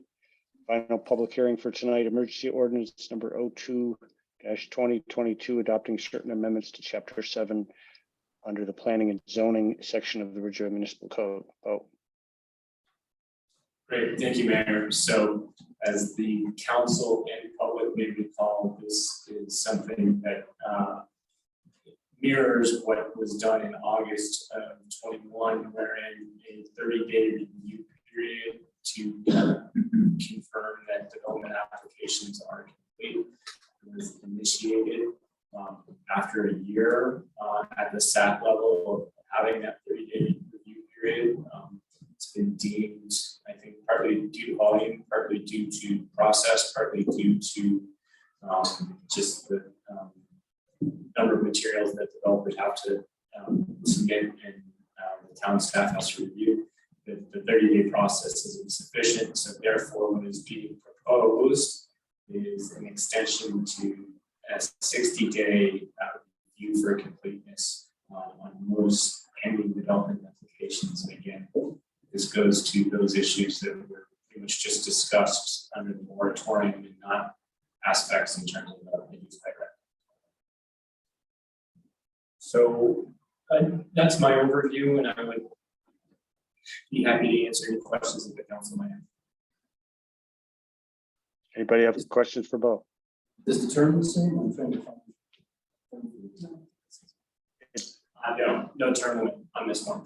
So this is I think that's a very fair question because, as we work on the amendment of chapter 7, as we go through it, there's both, I think, going to be policies developed at the staff level and or code modifications that may, either clean up this term or do a phased approach. But this is initially kind of is what we're looking at or looking for, requesting at the staff level. Certainly would welcome comments from TJ and Joanne and Preston as well, because they're primarily doing the intake. I have a quick question. Is genuinely asking Joanne, Preston, Pam, is 60 days long enough? Like, I want to make sure that we're not just like putting a Band-Aid on a bullet hole here. I want to make sure that we are actually addressing the needs of town staff. I want to make sure that we're adequately helping you guys. So to be clear, the 60 days is definitely adequate. And this is just for completeness. This is in reference to TJ or someone on his team sifting through all the documents that have been submitted as part of the sketch plan application, preliminary plat application, whatever it may be, checking all the boxes and being complete, and not taking into account the substance. If that makes any sense. This is just a completeness review. And I think Bo said it well. This additional amount of time allotted to staff, if it's approved, would certainly be helpful, I would say, but it's it would certainly only be helpful if we can start getting everything ushered over to Joanne. To me, to Bo, to start reviewing as soon as advances. I don't know what I'm saying. As soon as possible. But again, the change here is from 30 days, which was originally enacted last September, to 60 days. And it's simply a completeness review, checking all the boxes that all the necessary materials have been submitted. So it's a long way of saying, yes, it's an adequate amount of time. I could go on and on about how much time it really takes to review all the items to ensure conformance with town standards, all of our regulations. That's the piece that takes the most time, and that's not addressed.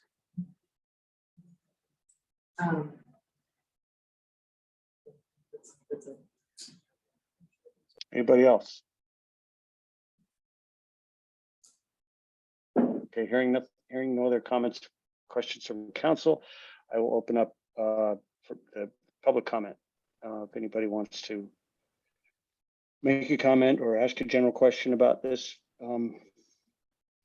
emergency ordinance on the table. Go ahead, Matt.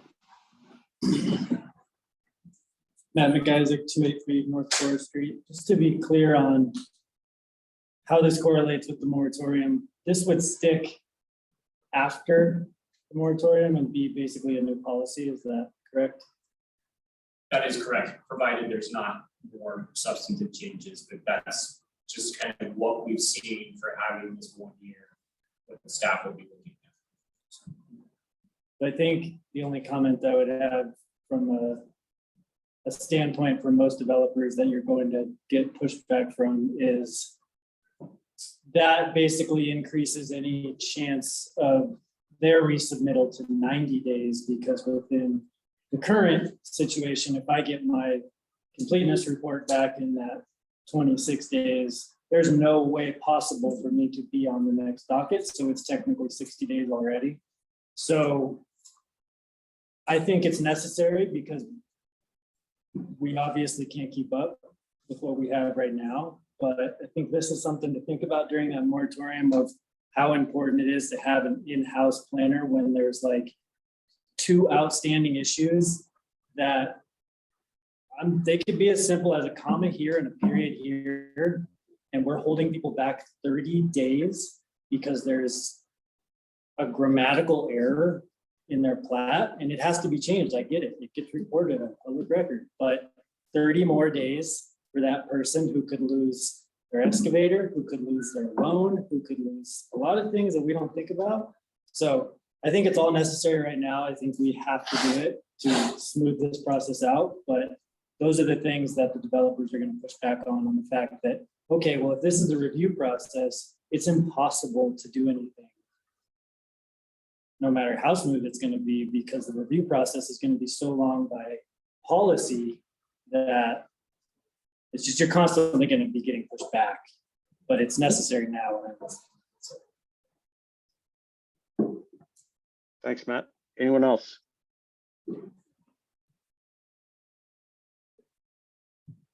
Seeing none on Zoom, and doesn't sound like there's anybody else in the audience there, I will close the public comment section.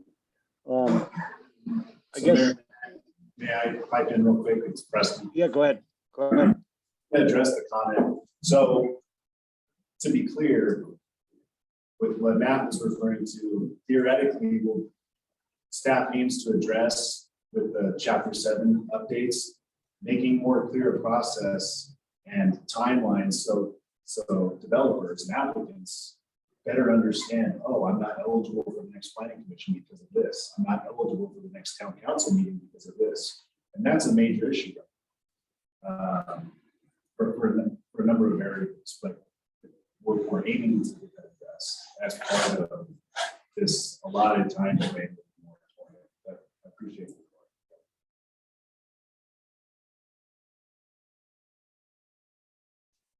I guess the only thing I would throw out is just that my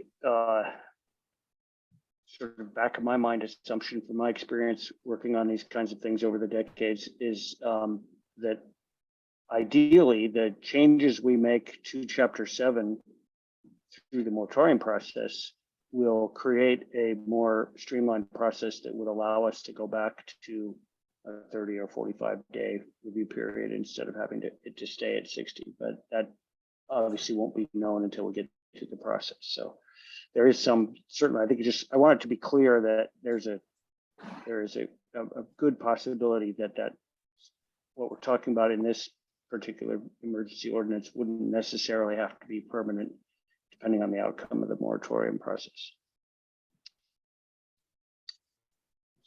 So any other questions or comments from council? And does somebody want to make a motion? I move to approve emergency ordinance 02-2022. Second. Motion's made and seconded. Pam, roll call vote, please. Council members Annex, Aye. Bramley, Aye. Lakin, Aye. Skylar, Aye. Thomas, Aye. Mayor Pro Tem Meyer. Aye. All right, thanks, everybody. We got our work cut out for us, but we've at least carved out a little extra time for staff to get caught up. So thanks for all of that. That takes us to item number 11 under policy matters, Ridgway Area Chamber of Commerce presentation on activities and financial status. Ashley, you in the room? She is approaching the podium. I am John, thank you. Welcome. I'm not used to mic, so if you can't hear me, just let me know. All good. Is that okay? Okay. Just to be supportive. Awesome, I appreciate it. All right, well, we thank everyone for being here this evening. My name is Ashley Perkins. I'm the Executive Director for the Ridgway Area Chamber of Commerce. This is Adam Dubrow. He is the President of RACC. And we're presenting the biannual report for you tonight. The RACC continues to be active in a number of regional and local partnerships, including tourism collaborations with the town, with the Colorado Creative Corridor Group, Ridgway Fuse, or the Creative District, and the community that cares programs and more. We'll get more into our other projects as we continue with our presentation. Is that my cue? That's your cue. Let's move it to the second page, please. So we're planning on running the well night again, following up on what the town has done in the past. We have our shop local promotion, and we just started up business after hours again, after not having business after hours for the pandemic. We don't need to go too deep into that. We have on our shop local landing page with information about all the shops and different things we could do in town. But without going too far, if you could scroll up a little. I just want to say we have a great team here. Thank you, Ashley, for everything that you do. Tanya, who's here, working with Jane Coleman from Middleton Accounting and Peak Media, Josh Gallons and Stephanie Woman for our website, and Nicole Green with Sprout Design is helping us, and Tracy Shackle. Thank you for graphic design. And on our board, David Nunn with David Nunn Music. We have Ashley as our secretary, Jane is treasurer, Jane Scheidegger is an at-large member, John Elliott, who's sitting back here, Ashley True Service, and Frank Gowder with a double G answering guest lodge. So we have a great team that's working together to help build on what the chamber's been doing in the past to represent all the businesses in town. And Ashley is planning on going in September to the Colorado Tourism Conference. And she is received sponsorship as a new person in her position as an executive director. So that's exciting. She'll be able to rub shoulders with other executive directors in the tourism arena throughout Colorado. A big part of what we've been doing for the past 4 years, been working on the Colorado Creative Corridor that I think everyone's familiar with here. But that seems to be growing and is becoming a bigger part of what we're doing to help promote Ridgway. In addition to that, if you scroll down a little bit more, Preston, really a big part of our efforts that Tanya and Josh work on is our website, our digital newsletters and social media that goes on daily. So Tanya is a big part of that.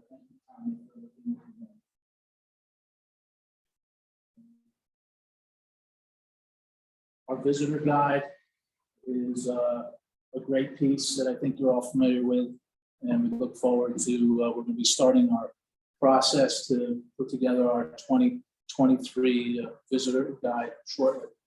And we're challenged to come up with a cover as beautiful as the current one with the night sky. So if anyone has any ideas. A big part of what we're all concerned about is having a sustainable focus for the visitors that come in the area. And we promote responsible tourism, and we want people to clean up after themselves and treat our home well. So, and we do print and radio media on a regular basis, and we look to leverage all the local media outlets. Been active with the visitor center. We've been getting, some of the statistics we've been getting. Just over 500 people visiting through the summer. Right. So, but we've increased our hours a lot too this year as well. So accommodating. So the visitor center's been active, and for the 5th year, if you scroll up a little bit, we've had our youth volunteering career fair at the Ridgway High School. Got a nice turnout, and help our local students get jobs in the area.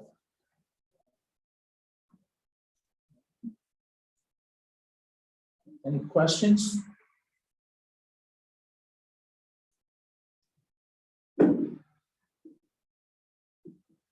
Just I know that you said you're doing a lot of sustainability tourism and education for visitors and for those people who are coming to the visitor center that you're interacting with? Are you on top of like the sustainability, like the water's great to drink, you should not drink bottled water and that kind of stuff? Are you also doing leave no trace, don't drive on the tundra grass, like when they're going outside of town? Yes, we are currently doing a lot of leave no trace messaging, especially when we train our volunteers and staff for the visitor center. So it's being communicated in that way and also on ridgwaycolorado.com. And you guys, Anyone else?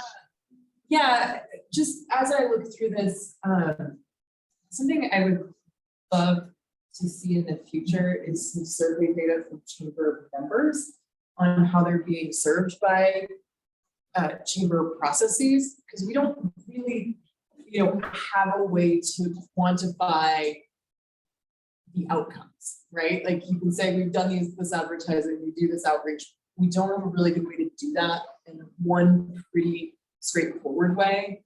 We need to create a survey for your members, because they're gonna be, they're gonna hear you're at a restaurant, you're like, oh, this place is great. The owners are gonna have a general sense of, how'd you find this? Right. We talked to someone at the visitor center and they were psyched about this. I buy a ticket to go to a show at the Sherbino and oh my God, I didn't even know this place was here, but we heard about it at the visitor center.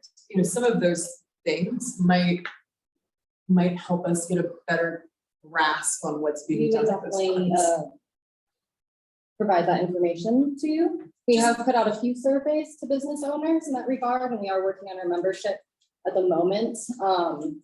Just as I think to make it transparent and easier to communicate with the community. I definitely appreciate that. Just, as you take public funds, like, are we supporting our businesses in the way we think we are? Give us actual data. I would say that a lot of the processes and efforts that the chamber makes is a collective effort that individual businesses can't make on their own on a smaller level. So creating the visitor's guide and distributing the visitor's guide and having the presence online and social media, and we try to track all that, but we will work on that for the next time. The whole continual quality improvement cycle. Yep.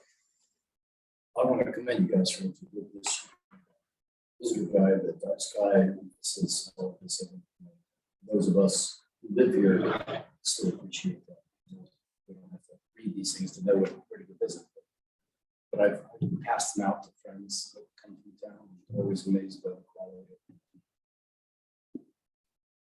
We have about 30,000 imprints that we send out to other communities and also provide throughout town. So One of our goals next year potentially is to increase our circulation of the visitor's guide and look to distribute it in more places. And we've talked about changing our magazine racks and looking for some different placements in town.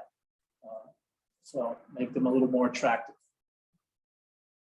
Do you guys ever envision a paperless visitor's guide to go digital?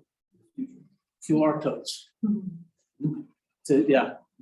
we do currently have a QR code, and we also do provide it online through a PDF. That might be as well. And for it to maybe to have some badges with QR codes around town, provide people with that so they don't. I think there's an age factor out there. Younger people Looking like forward, because there is an online version now. There's nothing like sitting at a restaurant and all of a sudden wandering over and grabbing it. Rather than having to stare at your phone. Not too fun.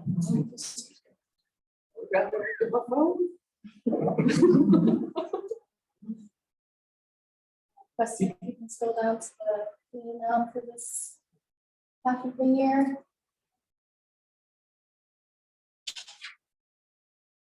So currently with lodging tax, we've taken in just over 30,000 as of June. A few other things we have profited off thus far. As you will see, our expenses do a lot of advertising and promotion at the beginning of the year. So our budget takes a pretty hard hit. Before the summer months hit, we start collecting higher tax revenue.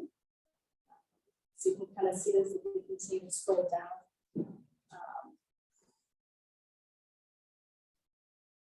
We put a budget out there for the staff.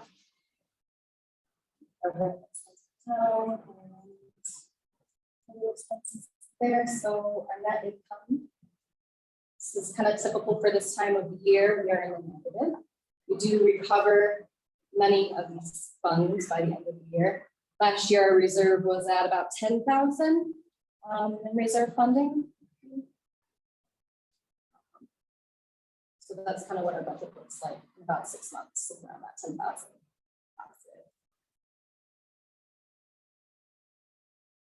So again, anybody on council have questions about this? The recovery process, you said later in the year you end up recovering. So- What's the means of recovery? So this report just provides lot revenue up till June, end of June. It doesn't include revenue taken in from July and August, those months where we see kind of more of the stores in the area. So it kind of recovers, and we're also spending less on our advertising at that point in the year. We're just gearing up to plan the visitor guide, actually currently, so. Still the burn rate increased. Can I clarify something on that? Lodging tax is received 30 days in arrears, so that number would not actually reflect those months, those receipts. It would be back into the bill. So December through May. Yeah. Or April, Ish. depending on when. Yeah. you received it. Okay, I'm familiar with the golf outing that you guys have coming up as a fundraiser. Do you guys have any other plans or ideas in the works or ways for whether it be kind of new events in town or new ways of fundraising for the chamber? Just throwing that out there. Working on some grant funding. There's some state grant funding programs that we've been looking at, particularly to help with the development of video promotions for communities in Colorado. There's some grant funding there. We are talking about having a full membership annual meeting in November. Haven't done that in the past, but hopefully we could schedule that and get some good participation, get some feedback from all the members, and find out their concerns. Probably have to offer alcohol to them. And forgive me because I'm not schooled on like the mission and the structure of the chamber, but in terms of like seeking grant funding, that sounds like that's for capital for a specific project or so. How are you charged with the mission of generating revenue outside of, say, the fundraisers for the golf tournament? Are there other ways to bring monies in by collaborative work on a festival or music or stuff like that? Is that on your docket? That hasn't necessarily been on the docket. In regards to grants, we don't have one in specific mind at the moment. These would just help to support our budget in general. I'm hoping to network and to be exposed to more opportunities in regards to ways of increasing our budget during this conference that's set in September. Again, that was kind of on my radar by Hillary Lukowitz, who's the CTO program development manager with the Colorado Tourism Office. So I'm hoping on further discussions, we'll kind of be able to look at other avenues for collecting funding. And there are different co-promotion monies offered out there. So if we participate in the promotion, the state will contribute to programs more specifically.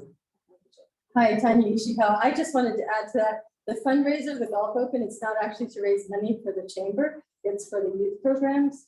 And so we just pay the expenses that it takes. And it is an event that could bring in people to the community, or at least bring together people from the community. And I think the philosophy so far for the chamber has been not to compete with other nonprofits and organizations in the community for creating new events. I mean, as you know, we have tons of events all summer long, and we could create some more events in the winter potentially. That's one reason why we did get involved in Noel Night last year. We hadn't really been a strong part of that. We only promoted it for other organizations in the past. So it could be a good idea, January and February, or even March, to create something. In January, we do have skidoring already, and then the ice climbing. So we just want to be careful about those kind of events. But we hope we're continually working on memberships. You know, being a member-based organization, hoping to get more of the businesses in the community involved. But we'll also take other ideas for fundraising and think about it ourselves since the fund has been brought up.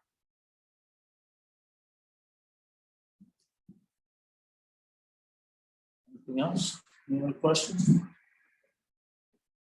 Yeah, any other questions from council? One last one. Do you guys, I mean, Beth brought up the metrics and stuff like that. But do you guys, what percentage of the businesses within Ridgway are members already? You said you were seeking out membership. So do you know how many are already? We do. Go ahead. It's kind of difficult to say. We have about 68. Yeah, we have about 68 members in the community. Tara and I with the town are trying to get a concrete list of exactly how many businesses are in our community to begin with. But that's a really small amount compared to how many businesses are actually in the And we're working on increasing membership and want to give local businesses more incentives to be involved, and hopefully the chamber represents their best interests collectively. Yeah, I would just throw out that I think this is a challenge that every community faces with their Chamber of Commerce, trying to get enough businesses to recognize the value that they get out of their chamber. And I just like to say for my part that I still am so grateful for the relationship we've been able to build with the chamber over the last 5 years or so. It's so refreshing to have a really good, solid relationship, and I can't tell you how much it means to me personally. So anyone else on council have any last comments? I don't believe we need to take any action on this. This is just the annual sort of midterm report from the chamber. Thank you guys for coming in. For public comment, John. Oh yeah, anybody in the audience want to ask any questions, make any comments? This is Dave Jones. I just had one comment on the Noel night. If you put a little, I love what y'all done with dark skies. But, you know, Noel night under the dark skies, if there's a little way to put a plug in there. Preston just come up with an annual dark sky each way and show how we're looking at dark skies. And if y'all could stick something in there. Thank you. Anybody else? All right, well, thank you guys as always. Thank you. Appreciate it. Appreciate it. All right, that takes us to item number 12, resolution number 22-08, a resolution of the Town Council of the Town of Ridgway, Colorado, authorizing the submission of a ballot question to the voters of the Town of Ridgway concerning the allocation of the town's lodging tax proceeds. Preston. Yeah, thank you, Mayor. So as a recap, last month, you all discussed the idea of submitting a ballot question to the electorate, modifying how the proceeds of the lodging tax would be earmarked. The town, as a reminder, the town has had a goal for, I think, quite some time about finding a dedicated revenue source for affordable housing. So staff has suggested as a starting point to look at the lodging tax, especially in light of the House bill, and I'm forgetting that House bill number, but it was in the staff report from last month. From that discussion, direction was provided from the council to issue a notice of intent to participate in the upcoming general election. Mr. Bo Nerlin, our town attorney, has issued that notice of intent to the Uray County Clerk and Recorder's Office. I think that was the end of July, it was issued. Next step, provided there's still interest in moving forward, is for council to review, modify, if desired, and finalize a ballot question via resolution to put before the electorate. Staff has given a go at drafting the resolution, but more importantly, the ballot language. Simply this serve as a starting point for conversation. It's within the resolution. I'll just scroll down here since it's displayed on the screen. And again, this was drafted simply as a starting point.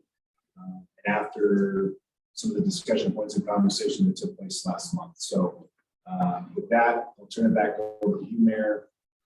Happy to answer any questions. Okay, thanks, Preston. First up, I just want to point out that in the first line of the actual ballot issue language, the word lodging is missing a G. The last word in that first sentence. Down at Ridgway's loading text. That's how it reads now. And yeah, so staff has drafted this with 40% of proceeds going to this new affordable or employee housing and the support maintenance administration of such. There were letters in the previous items packet from some former chamber board member, a current chamber board member, and the chamber executive director stating that they felt strongly that they needed to maintain their 70% allocation. I will say, just for my part, that I've been hearing more and more in the last month that this summer is a lot different than the last two in terms of the numbers are down. We're not seeing near the number of visitors that we've seen in the last couple of years. Probably gas prices have a lot to do with that. Inflation fears, whatnot. So I think there is an argument to be made for keeping it at the 70-30 split, but just wanted to point that out so everybody was aware. Put it up to the rest of the council to discuss. I'd like to echo your last comment.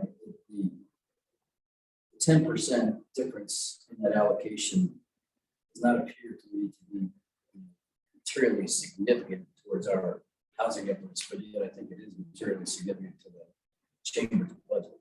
So as I understand it now, the 30% allocation just goes to the general fund. So we have the ability to allocate the 30% towards affordable housing.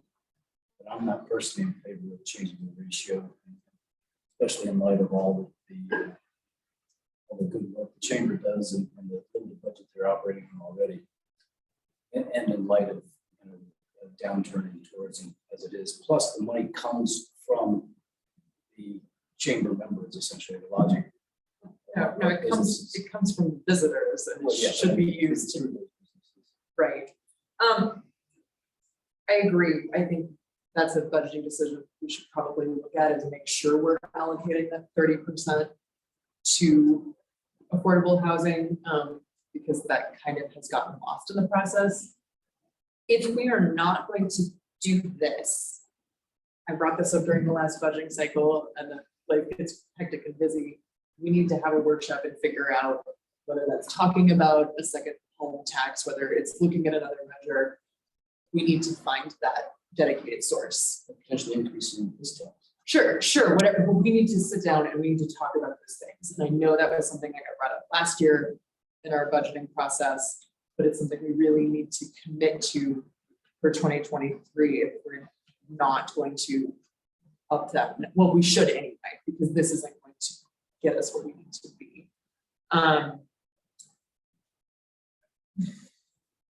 I do think though that yes, things are down at the moment in terms of visitation, but in the last 2 years, we really felt the impacts of heavy visitation on our community.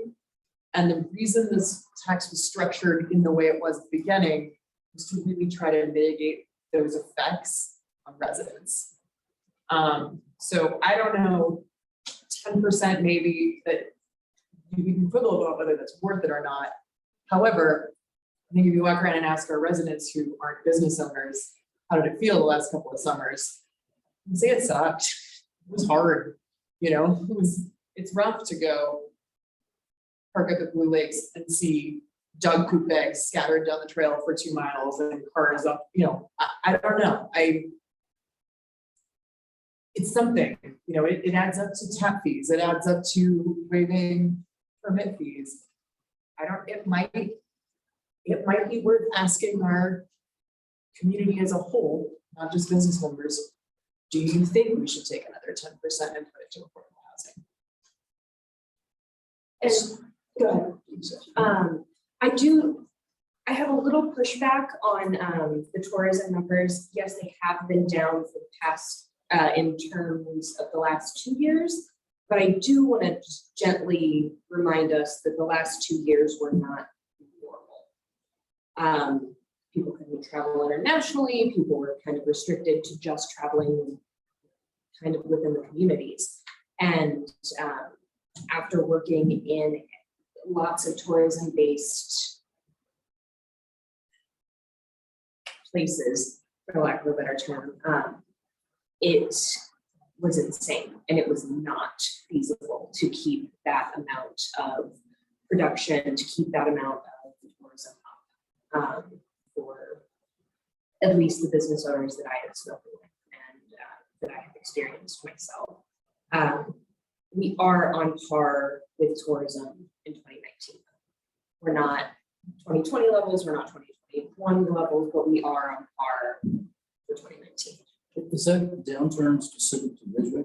I recall during our discussion with Ray that their sales taxes were up considerably, Yeah. 30 or 40%. That's what I'm saying.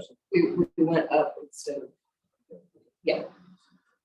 I think you're just trying to are you trying to get to a baseline of 2019? Using that as our 2019 place to would be our consider baseline. what theoretically appears to be sustainable. Yeah. In terms of normal growth. Yeah. And then the other 2 years are one-offs. Yeah. And this year too, potentially. It's also important to remember that we're seeing businesses cut hours as a result of not having workers. So we can market all we want. If people come and businesses aren't open because they don't have employees, it's not a net win. So we do have to balance that, but I don't know, this is a ballot question. This isn't, we get to be the deciders of all. This is a, hey, community, what do you think? Do we currently have discretion over the 30% that we're taking, the council, or is, in other words, is the objective of the ballot measure twofold? One is to change the ratio, the other is to actually dedicate the allocation to specific expenditures. In other words, could we keep the ratio the same, but still have the ballot measure require that we use the 30% to affordable housing? Right now, I think it just goes into. I think we're supposed to use it for mitigation, so we can just decide in the budgeting process. I believe that we're gonna actually use it for what we said we were gonna use it for. You budgeted 35,000 this year towards affordable housing. Yeah, that's a And different. our, and we budgeted lodging tax estimate to come in revenues at 95,000. And right now, it's looking like we're gonna come in at more like 110,000, based on where we are right now. Total. Tax rate, that's 30%. For the year. But I think Bo is gonna Over wait. what we budgeted. But that's where I'm looking right now. Who's to say until we get close. So I'm a little confused, is the total tax revenue 100 and some thousand, or is the 30% of that? No, that's the total amount, that's the total. But the numbers aside, Bo, were you gonna speak to the actual requirements of the original measure? Yeah, that's correct. So I mean, I think we would, so the original measure is the lodging tax for the chamber and growth, but then offset, which is, you know, relatively nebulous. And I think the direction that we received from the council in July was, no, we'd like to see this more as a dedicated, you know, affordable housing fund or resource. So to Preston's point, the numbers are frankly placeholders from the staff, but one of the things that we thought the direction was is to have a dedicated, whatever the split, but have that dedication to the affordable housing. But so I think Terry's question, and maybe what I was thinking is, without this ballot measure, should we not go through with it? We can say our mitigation based on the original measure is going to be for affordable housing. Yes, and there are other regions that have a similar ballot question, but they do include affordable housing language.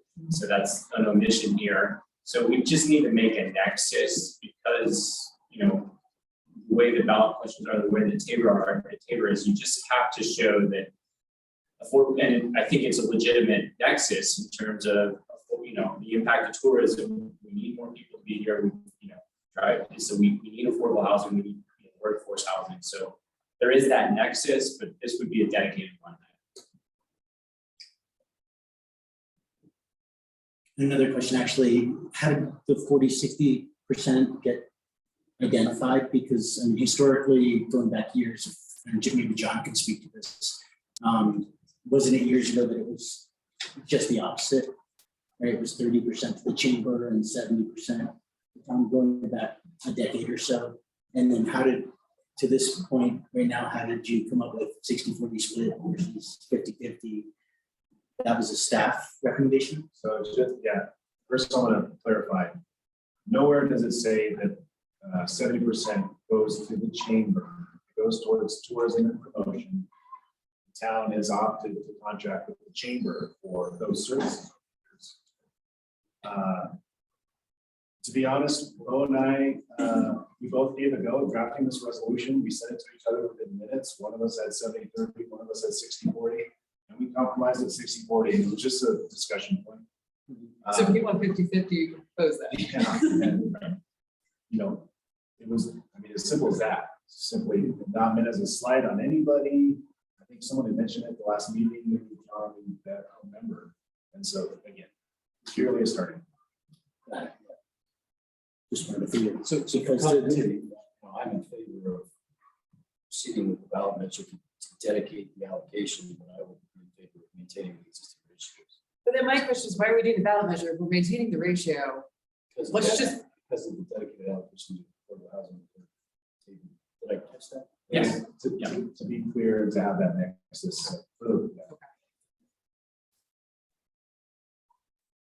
What is it? Honestly, I'm gonna throw out a question. What does it cost us to put a ballot on are we taking money out of our own pocket that we already get it, we could just assign? Or is it a zero-sum game? Are we going to our community and asking them to vote on something when hopefully in another year, we're going to ask them to vote on something maybe bigger? Does it make sense? I get it, to create a nexus, but I think, like you said, it really does seem like it's our prerogative to just take that 30% and assign it.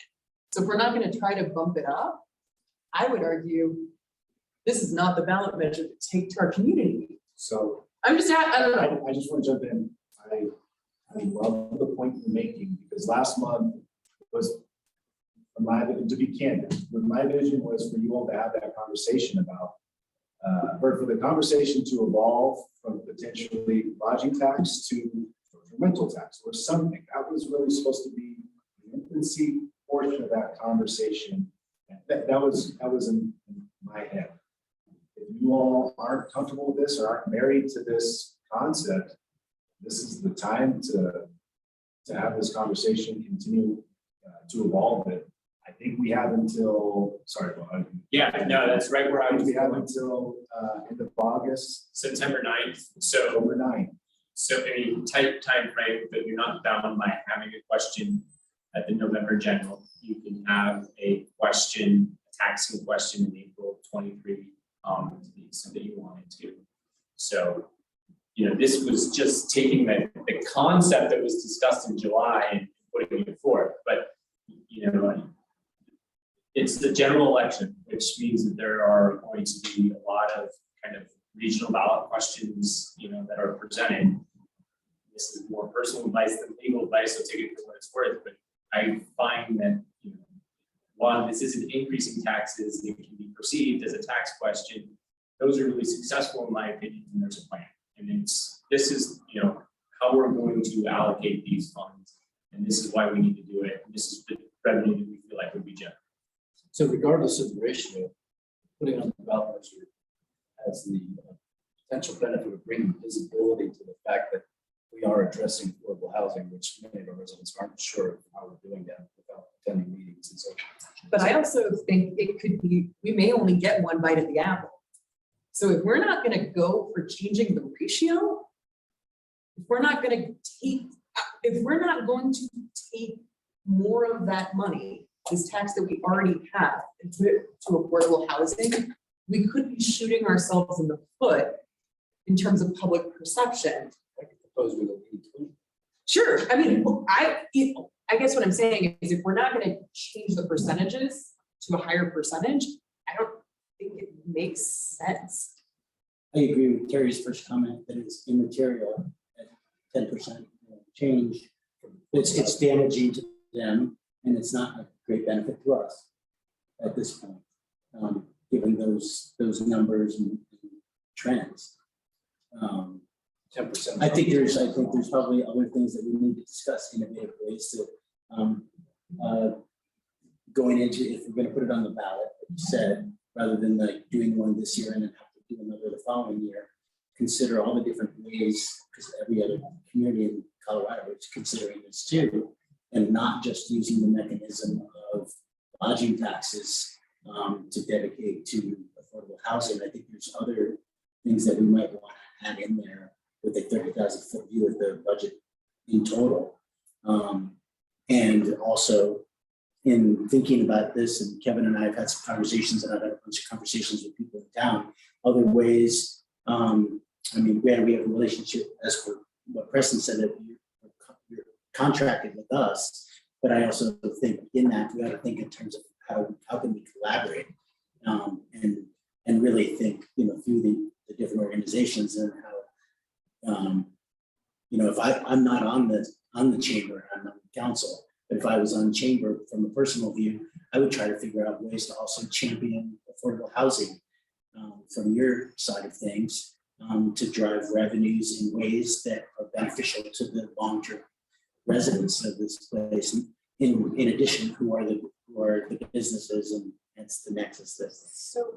So I almost feel like the discussion at this point at 40/60 being a rather arbitrary number out of the air, that we get rid of that for now and zoom back out to 30,000 feet and figure out a way to come up with a way to educate the public and drive the conversation, and the collaborative ways to maybe get even more revenue vis-a-vis the businesses and the residents, without saying the tax word, into the affordable housing treasure chest. Question for Bo and Preston. This is a measure from the state that doesn't have a sunset. I mean, like in a year, we could certainly revisit this measure, right? This isn't like you need to do it within X time or. No, there's no sunset in, it could be increase, right? That 3.5% potentially. Or decrease. Would it make more sense for us to have a meeting after we do the budgetary stuff to potentially increase this and do maybe second homeowner tax and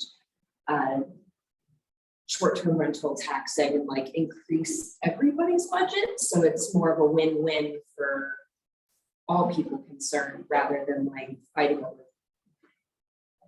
minutia. No, I think that's the thing that we need to reaffirm in our budgeting process, our strategic plan. It's we need to probably have a meeting where that's all we talk about, or some of these ideas, and workshop that. And like I said, obviously you never know what the year is going to bring and whether that happens. But that's something I've advocated for in the past and continue to say we need to really talk about and figure out how we can do that. And to that end, to a point we made earlier, this tax isn't paid for for by our residents, it's paid for by tourism. Exactly. If you were to raise it to 4%, that would require the ballot measures. And 0.5% probably wouldn't be noticed by the tourists at all, in consideration of the fact that we have 9% inflation, blah, blah, blah. It'd be in the noise, and maybe we can raise more money, maintain the ratio, and use the ballot measure to actually change the tax rate rather than the allocation. So that being said, is there anybody who says, yep, tonight we need to do this? Because I think we've all said like, yeah, we need to talk about this. Is there anybody tonight who's like, we need to approve this? Yeah. measure?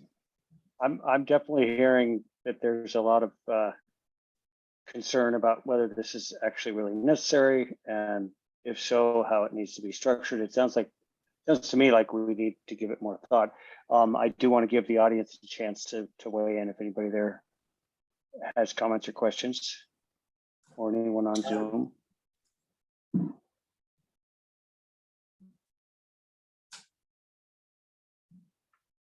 Adam Dubroff, 68 Bearcook Drive, representing the chamber. And I'd just like to say the conversations you've had from the chamber's perspective, I think are spot on. And it'd be great if we could have someone participate as a member of the chamber periodically from town council, so you can understand more what we do focus on. And I think the concerns on housing and employees, that's a challenge for all the businesses here. And I look at what we do is we're to be proactive in coming up with solutions. We can't throw our arms up and say, hey, there's a problem. You know, it's really what can we do about it?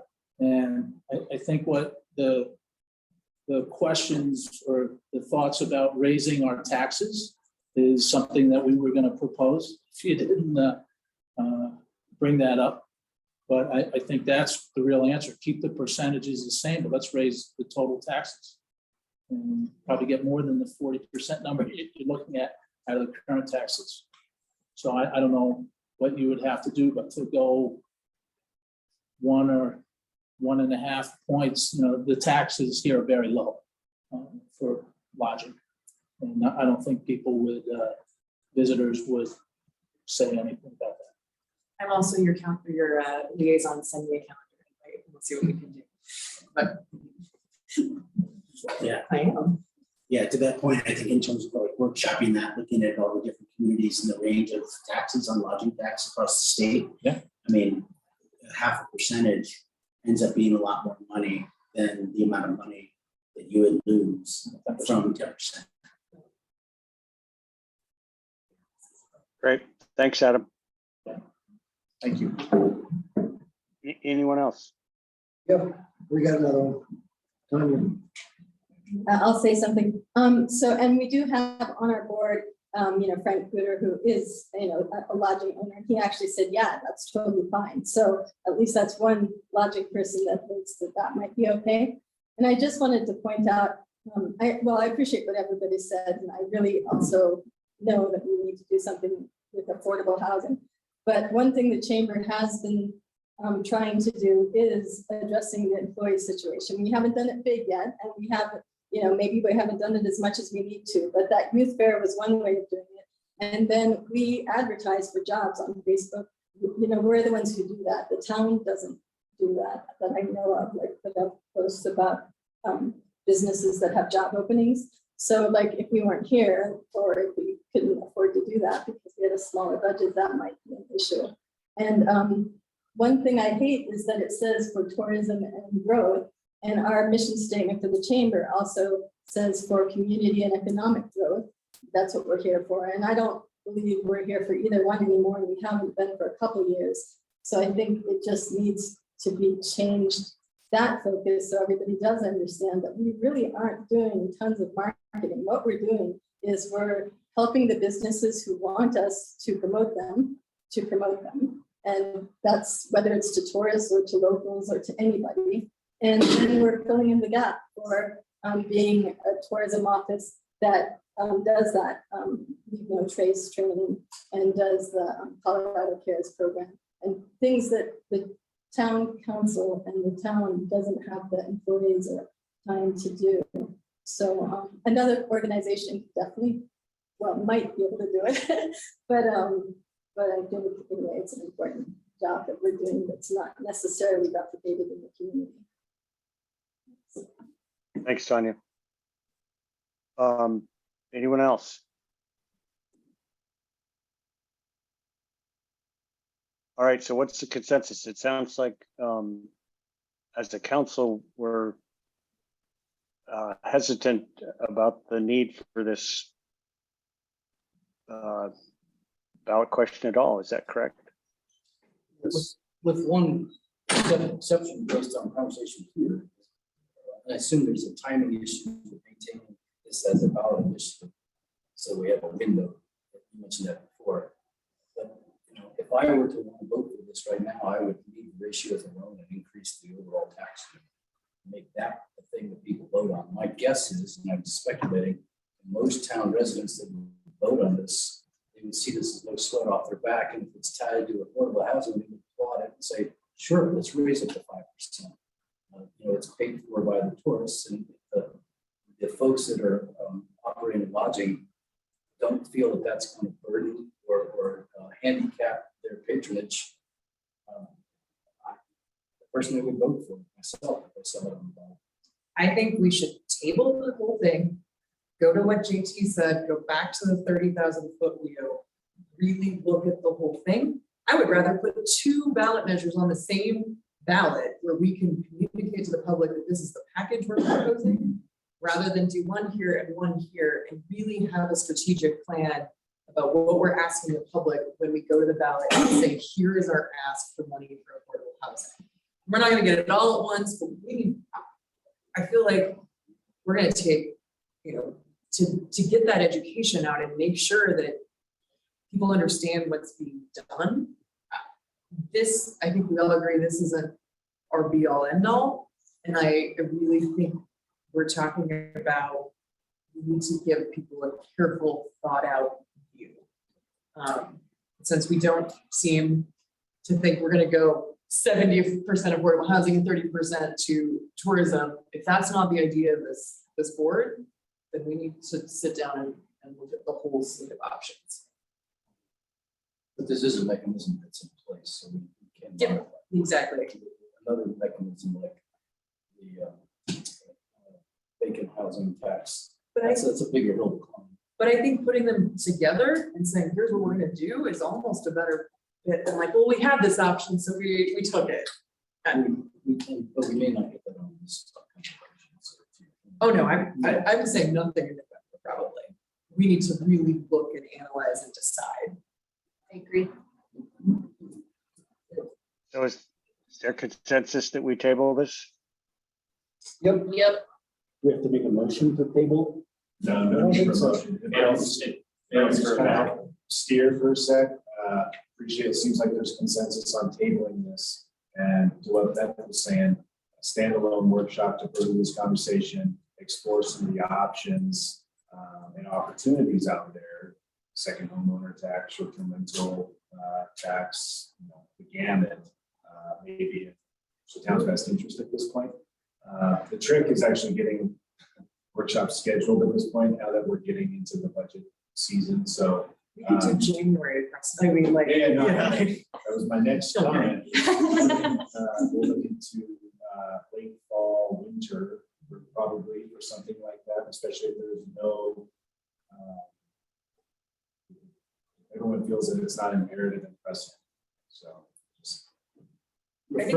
I'm sorry. I was gonna say, I think it's imperative and pressing that we find a funding source. Sure. But it's also just as imperative that we do it right. Well said. Well said. And just as a memory refresher, our current contract with the chamber, is that we've done 2 years with that? Is that roughly it?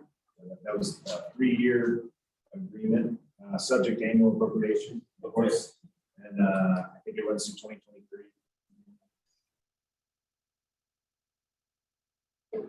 Thank you guys Okay. for putting this all together. Letting us table it. All right, so it sounds like we're tabling this item and we don't need a motion for that, so we can move on. Is that correct? Yes, sir. All right. Good. I think that was a good discussion, very thoughtful, and yet another thing to put on our to-do list, but it's a big one. All right, so that takes us to item number 13, interviews of Town of Ridgway Sustainability Advisory Board applicants and appointment of members. Preston. Thank you, Mayor. So the time has come to interview the folks who have submitted letters of interest to sit on the newly established Sustainability Advisory Board, Town of Ridgway Sustainability Advisory Board. The town received 6 letters of interest from Angela Haas, Vicky Haas, Joyce, I'm so sorry if I say your last name correct, Joyce Huang, great, Dana Ivers, Dave Jones, and Kenny Nicholich. Sorry, Kenny. Applicants were informed that interviews were going to take place this evening and that they wouldn't be longer than 5 minutes. So you all, council, are encouraged to ask a few questions to better understand each applicant's interest in serving on the board, what they bring to the table, items like that. Candidates were also provided the alternative option of submitting a video in the event that they weren't able to attend the meeting this evening. There were 3 candidates who opted for that option because they were going to be out of town. That was Angela, Vicky, and Dana. So I am going to do my best after you all interview the folks that take the time to be here this evening, and thank you for your patience. To show you the videos, keep in mind our AV system needs a lot of work. So we're going to do our best. But I do recommend that we start with the folks who are with us this evening. So Prior to doing the interviews, that's for clarity on one point, and I'll offer a suggestion. That's on, I believe it's in attachment A of the current resolution, which refers to the membership being a maximum of 7 members, with one of those being an ex officio. The proposal that JT and I had given to Preston was to actually add an additional town council alternate as an additional slot, similar to what we have on other committees. We would have to do that though as a new resolution, so we can talk about that. You know, honestly, I don't think that's very substantive. Well, I'm looking at you. So is it a big deal it's to have an alternate? Yeah, it's an alternate. No, I think that can be done via council action. So it's just one official, ex officio member, but As we have with other committees, we have. Yeah, I don't think we need any special action to add an alternate to really any of our boards or commissions when it comes to council representation. So coming full circle, then we're looking to bring on as many as six members from the community. And we have 6 applicants. Nobody else caught that. I did, and I was.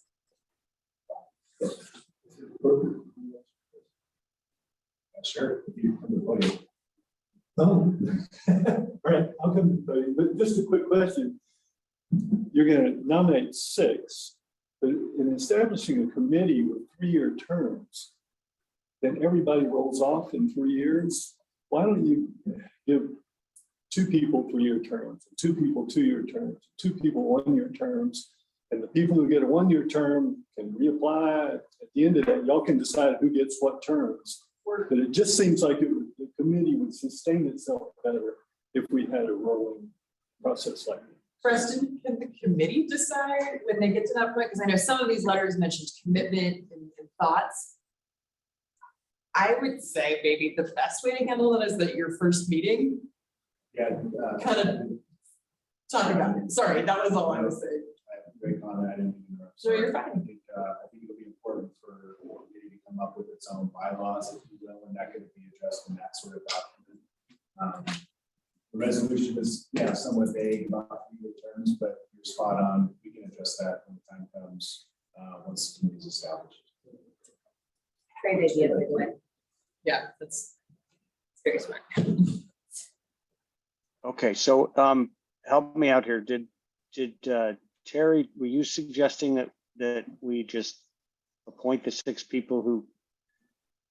No, I was just pointing out, a map. Or we can Okay, bring on as many okay, as so, 6. all right, so we still want to do the interviews, right? I'm just trying to make sure I'm understanding what was said there. Maybe someone's wildly unqualified / also let's introduce them to the public. They're here, let's interview them. Yeah, no, yeah. So, Kristen, do you have a schedule of, or a way, or you said in the staff report to just have people give their interviews alphabetically by last name, starting with the people who are present, right? Yes, so that would make Joyce the very first person. Okay. Joyce, you ready to go? Come on, look at her. The introductions. Introduction? All right. My name is Joyce. I work as a water and wastewater engineer. So super excited when Terry had mentioned that the team might be involved with looking at water resources, sustainability, resiliency, all of that. That's kind of my forte. So I would love to be involved with water, but also I'm kind of a nerd at home with like reducing my own personal carbon footprint. So I'm certainly that annoying person that reuses my Ziploc bags and reduces my single plastic consumption and things like that. So it seemed like a good fit when the advertising came out. So you're relatively new to town. How long have you been here? Yeah, so I'm one of the many people that have migrated from Telluride. I was there for 4.5 years and just moved here in April. Yeah. Thanks. Yeah. And the water and engineering work, is that at county levels? Yeah, so I was actually the town engineer for Telluride for while I was out there, but my background before that was I had a master's in environmental engineering with a focus on water and wastewater treatment. So I do a lot with pumps and pipes and resources and stormwater and all that good stuff.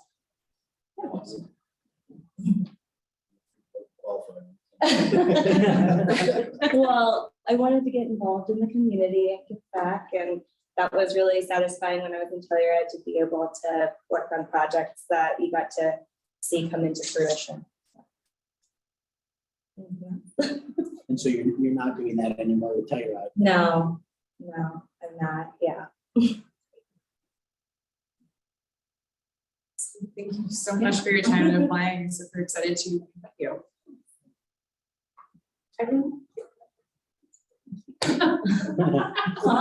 said, I really like your letter. It's very cute.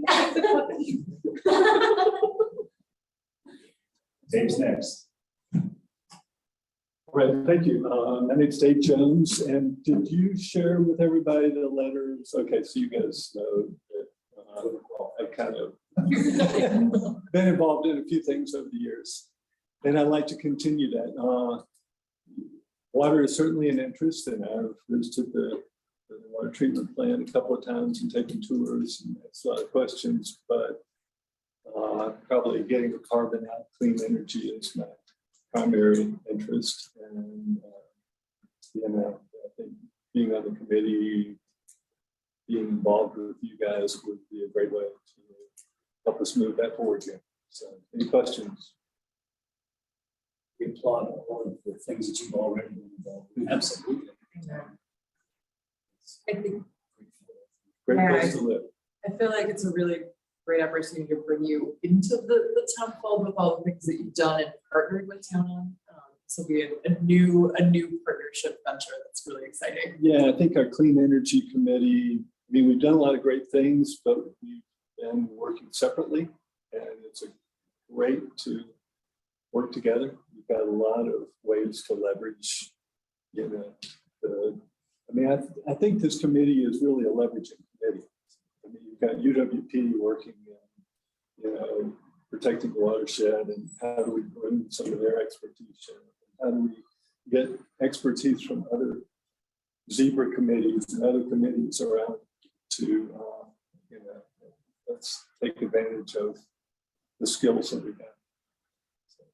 You say leveraging, but you also feel like it could be a good way to amplify some of the stuff that Bob has already done in clean energy. Sure. And if so, how do you envision doing that educationally? Educationally? Within our community. I mean, I think one of the big challenges we're gonna have is, I mean, we all know we need to get the carbon out. And how are we gonna do that in a socially responsible, economically responsible way? And if there are, you know, a number of things out there.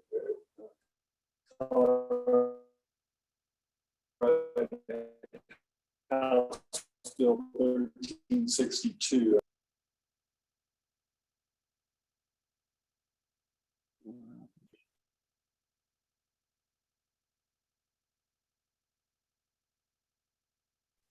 Potential home buyers to make them aware that maybe going all electric is not only better for the environment, but it's cheaper for you.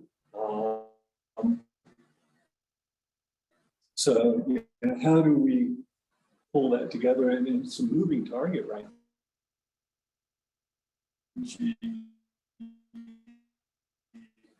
Buildings, Ridgway area committee. You know, we've had so many changes just in the last few months. How do we advise you on the best way to go when things keep changing? Yeah. Yeah, given that perception, you know, so interesting.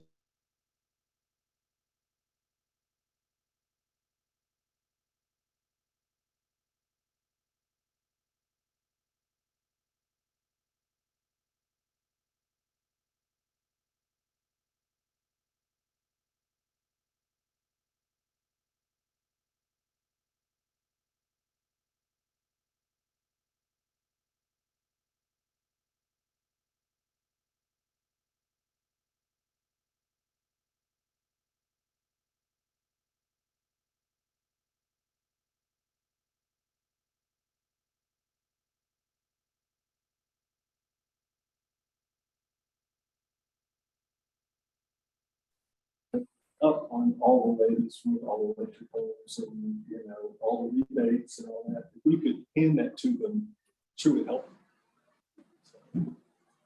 Thanks. That's why I asked you, is because last time we chatted, you brought up a couple of things that were on the radar policy that was not on my radar. And I feel like that's a great asset to be able to keep, you know, if we have the bandwidth within the committee and we're charged with funding those things and figuring out the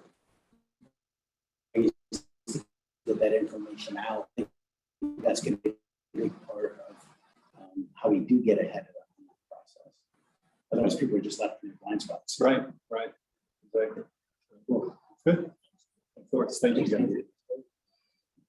Next is Ken. And he's on Zoom, sorry. Hello, can you hear me? Yep, we can hear you. Hi, my name is Ken Mihelich. Ken, are you there? Yeah, I'm here. Can you hear me in the council chambers? Yes. Yep. I've been a resident of Uray County since 1979, between Log Hill and town of Ridgway. So I've seen the effects of climate change pretty drastically over the years. I'm a retired general contractor. I have a pretty extensive experience with residential and commercial building. I'm a member of the board for the Ridgway Chautauqua Society, which is the Charbonneau Theater. And I feel like this is something that really is necessary for the town to have a sustainability advisory board. My focus, again, like everybody else, is water. And I think a gray water recycling ordinance is in order for some of these larger developments to take some of the pressure off our sewer plant and just to recharge the aquifer.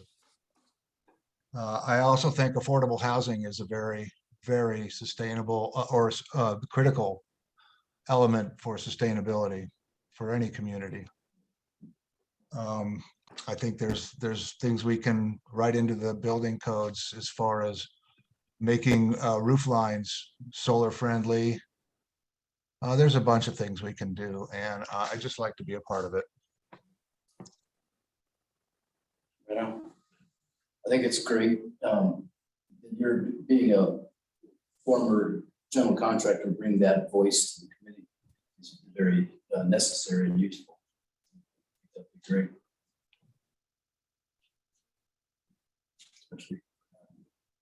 Other questions for Kenny?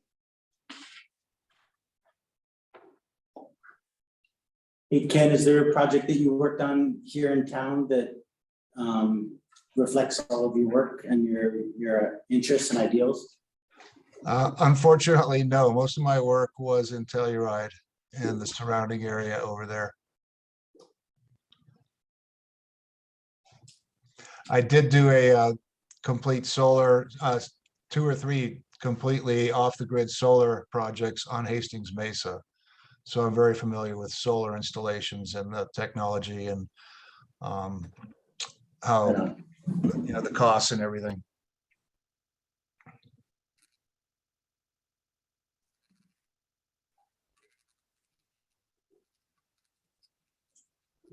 Anything else? You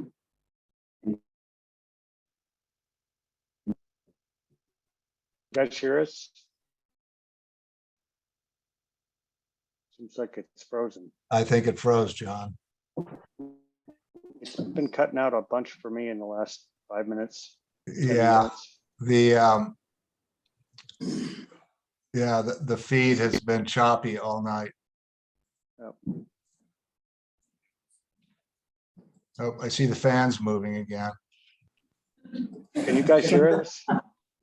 Yeah. Yes, we can hear you. Kenny's been breaking up a little bit, but I've mostly got the gist of everything. Okay, this is John. Something shifted in the last 10 minutes and you guys have been cutting out about every 2 or 3 minutes. And I don't know if it's you or me, but Kenny said the same thing. So as long as you can hear us now, we're okay. It looks like Preston was ready to show some videos. That's right. Hang on one sec. And as I said before, I don't know how this is gonna go. Because I'm gonna play it here, the audio on the projector, and then I'm gonna share the sound through Zoom. So okay. Let's. Good luck. Fingers crossed. John, can you see the video of Angela? Yes, yes. No. I see it. You do? Okay. John? Yeah, it's on Zoom. In 2 places. Yeah, I got so kicked off of I Zoom. can't, you guys can't hear me? Yes. Yeah, we can hear you. Okay, I can see Angela. Can't, but I can. Yes, I can. I'd like to form an audio visual advisory. Okay, ready? Sustainable. We're gonna go. Go.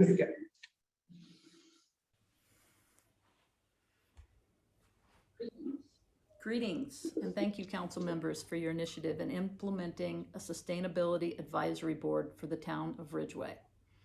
Thanks also for the opportunity to submit this video, since I'll be out of town and won't have connectivity during your August 10th meeting. I am keenly interested in participating on this advisory board and contributing to a sustainable, healthy future for our community and our environment. If my application doesn't prevail, I do applaud your leadership and stewardship efforts locally and more broadly with the Ridgway and San Miguel counties with the Climate Action Plan, and I'll definitely stay engaged. I'd like to share a bit about my work and life experience, which I believe speaks well to my qualifications for joining the advisory board, and I thank you for your consideration. I've been a Ridgway County resident for 22 years and a homeowner in the town of Ridgway for 19. I'm an internationally licensed mountain guide. I have a master's degree in international mountain conservation, and I'm the current president and board chair of the American Mountain Guides Association. In regards to environmental sustainability, I've focused on climate change, education, and outreach through my work with Protect Our Winters as an Alliance team member, on the board and instructor team of the American Mountain Guides Association, on the board of the International Federation of Mountain Guides, and I'm an ambassador for the Zero Water Day Partnership, which is a small NGO working with the UN Mountain Partnership. With them, I'm developing projects for mountain guides worldwide to engage with youth in schools and communities using the framework of the UN's 17 Sustainable Development Goals. Last winter, I presented this work at a 3-day event at the COP26 conference in Glasgow. Locally, as a community member, I've participated in the last revision of the town of Ridgway's master plan. And in fact, the town's original master plan was a major influencer for me to move here over 2 decades ago. I've participated in town council opportunities for public comment several times over the years, specifically on climate and environmental concerns. I love Ridgway and care deeply about a sustainable future for all of us who call it home and the many others who will come to do the same. Personally, my career and lifestyle have been significantly impacted by climate change, and I'm highly motivated to participate in solutions, both locally and globally. My home is run on solar for the past 7 years, and I monitor my personal carbon footprint. I appreciate the fact that we are a home rule municipality and that we have a small rural electric co-op to fuel our community. I think this sets us up for a lot of success with this work. I have 12 years experience serving on nonprofit boards and a lot of experience working on committees. In my role with the IFMGA, I'm developing a climate action plan for the organization and our 27 member associations around the world. I have endless ideas on environmental sustainability and a body of climate science resources through my work that I would love to contribute. Perhaps most importantly, I'm a good team player, an active listener, and I'm respectful of others' opinions. Sustainability is critical in every regard for us now and to enable future generations to thrive in our rural mountain town. Addressing all aspects of environmental sustainability will make our community more resilient, durable, and responsible as participants in planetary health. Thanks for your leadership and investing in this work in our future. I look forward to hearing from you and appreciate the opportunity to express my interest to serve on the town's Sustainability Advisory Board. Thanks again and have a great evening.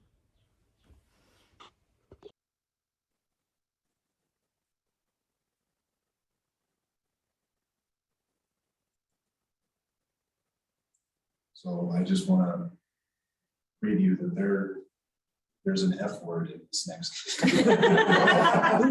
No, are you kidding? Didn't we have that conversation? Here, Preston, please tell her what you say when you call, be like, so. Is everyone still on Zoom? John, are you still there? Yep, I'm still here. Is it working? Can you hear everything? Yep.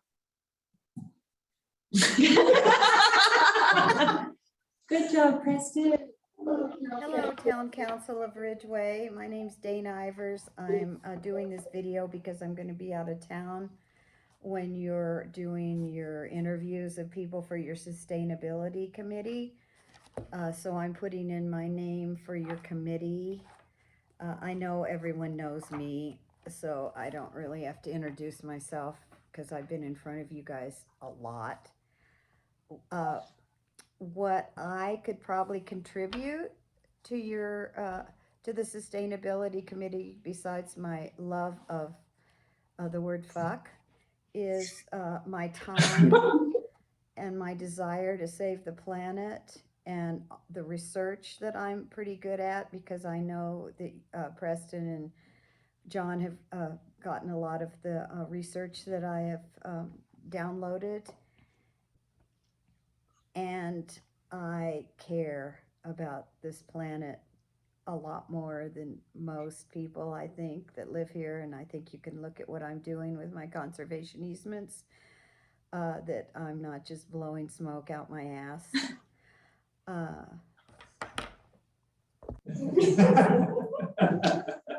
There's a part 2.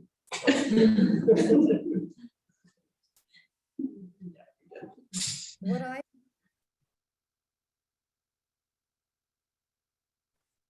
What I feel.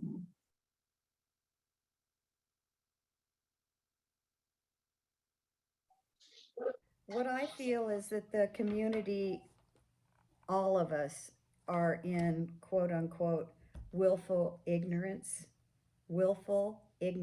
about the climate crisis, which I understand because once you realize what's going on, it's pretty depressing. I think that if with the sustainability committee, if we could create a really solid web page that would go with the town's site, that we would try to educate the community so that we aren't all ignorant again.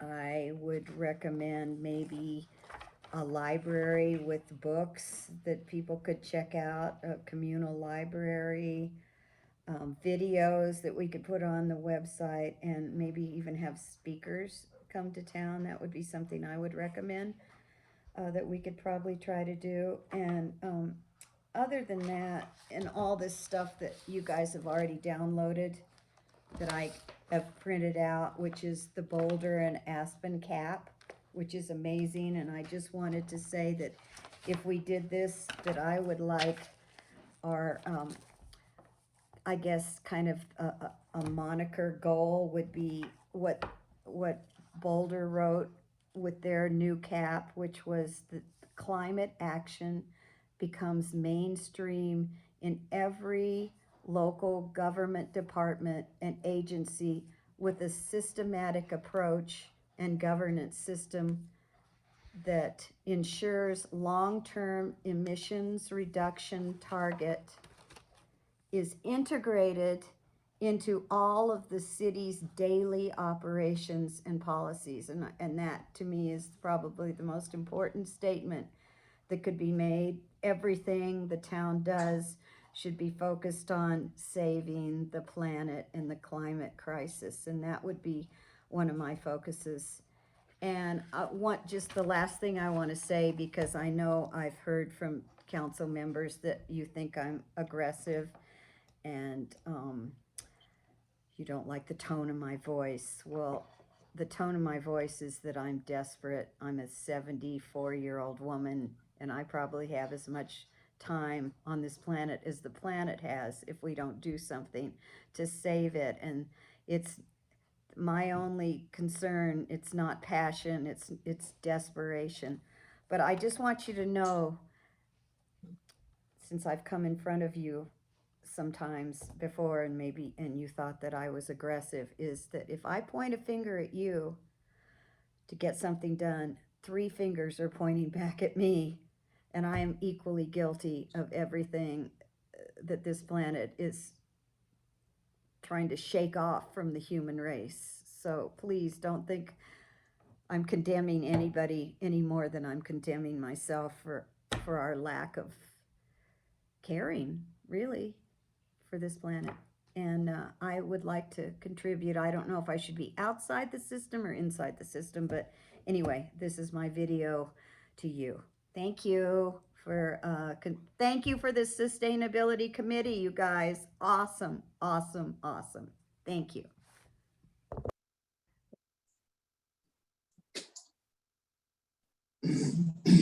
One more.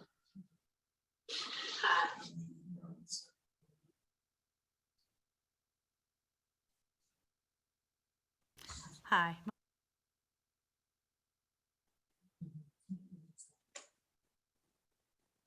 Everyone good? Yep. Hi, my name's Vicki Hawes. I live here in Ridgway, and I'm applying for the Sustainability Advisory Board. First, want to express deep gratitude for the town council for creating this. I think it's really important, really essential, so thank you very much. A little background on me. Many years ago, I was a Peace Corps volunteer, and for 2 years I had to carry all the water I used, and I had to cut all the wood I needed if I wanted to build a fire to cook. So I really deeply learned the values of not being wasteful, being mindful and conscious of resource usage, and that's pretty much been the theme of my life. I'd say as an American, I think I've had a pretty small footprint A friend about 20 years ago told me I lived like I was off the grid. I just turn off lights when the rooms I'm not in. I never leave water running. And I just like to be efficient, and that's a word I've seen a lot of people cringe over. I think there's a real beauty to it as it implies an absence of waste. My emphasis, if on this board, would be first and foremost education. I think the more community and developers that we have bought into the idea of sustainability, the less like enforcing we'll do, and the more support and people being behind it, I think is critical. And I think we can look to the Ridgway Carry On Baggett Girls as a great example of getting community buy-in. I think just in all of the job they did.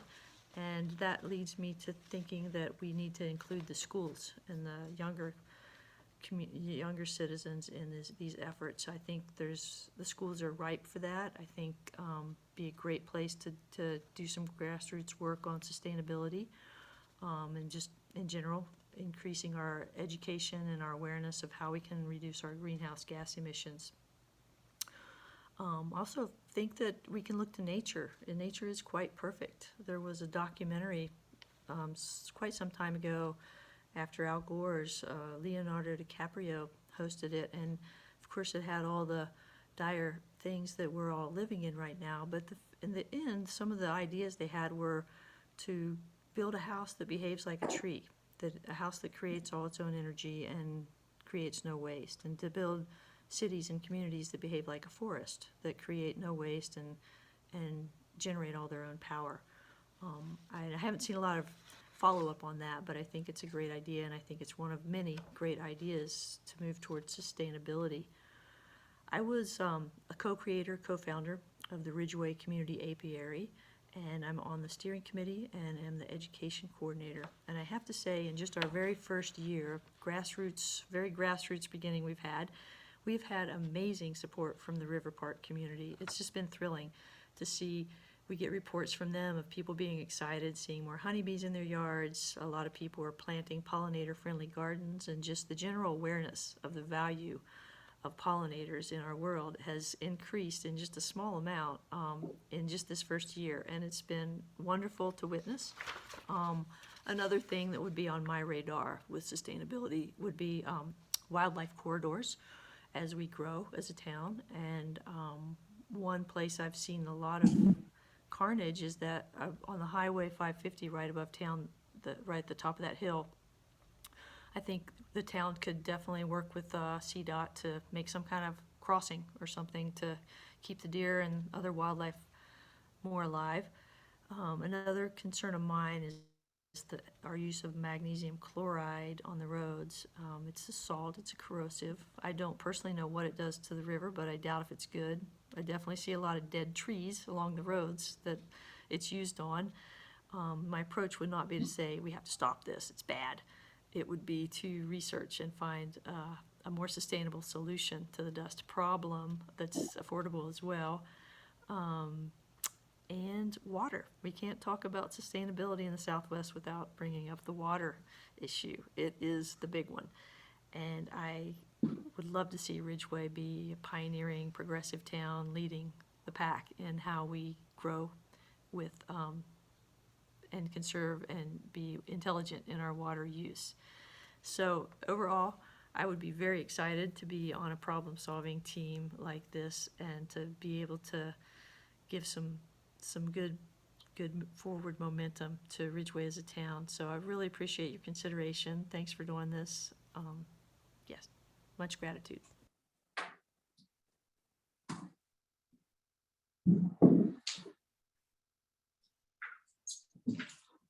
Great, Kaiser. Great, Preston, thank you. That worked well. What's everybody's thoughts?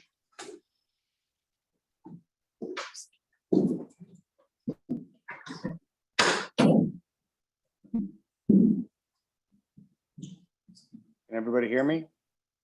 Yeah. Now we can. Okay.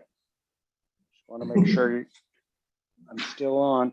Well, I would throw out, since we're all obviously thinking, it seems fairly I guess I'd use the word convenient that we have 6 applicants for 6 spots. I liked Beth's suggestion, especially based on, as she said, some of the comments in the letters of interest that they were unsure about how much they could commit, how long they could commit. But in response to Dave's comment about staggering the terms, is to I would suggest we go ahead and appoint these 6 applicants, and then at the first meeting have them discuss how to break up the terms, and if that requires a bylaw change, we can do that at the same time. But that's just my thoughts. What are your thoughts? Sounds perfect to me. Yep. I agree with that. I like it. I think everybody has their individual passions, but they bring diverse background and experience based to this. I think looks like a healthy committee. Yep. So I would. Do we need a motion? I will move to appoint all 6 candidates: Angela Haas, Vicky Haas, Joyce Hong, is that right? Hong, Dana Ivers, Dave Jones, and Kenny Mishlich. Mihalich. To the Sustainability Advisory Board for 3-year terms. I further move to appoint J.T. Thomas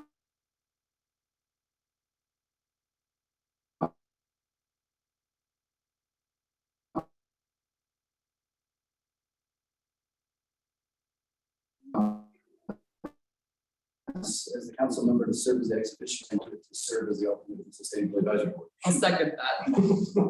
Easy for you to say. I know. No, it wasn't. Okay, motion's been made and seconded. Can we have a roll call vote, please? Council members Evans. Aye. Bramley. Aye. Raything. Aye. Skylar. Aye. Thomas. Aye. Mayor Pro Tem Meyer. Aye. All right. Thanks, everybody. Thank you to all the applicants that are either there in the audience or on Zoom. And I'm sure the Haas sisters and Dana will be happy to hear that they've been appointed when they return. And that will take us on to our last section of the agenda, written and verbal reports. First off is item number 14, updated 2023 fiscal year budget preparation schedule. Preston, I assume you're taking us through that.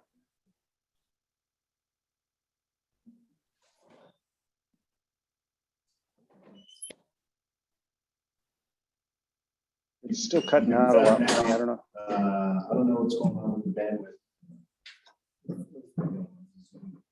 Yeah, it's cutting out a bunch for me. Can you hear us now, John? Yes, I can. Okay. Yeah, sorry, we got to figure out these bandwidth issues. Were you just talking about the written reports? Yes. Okay.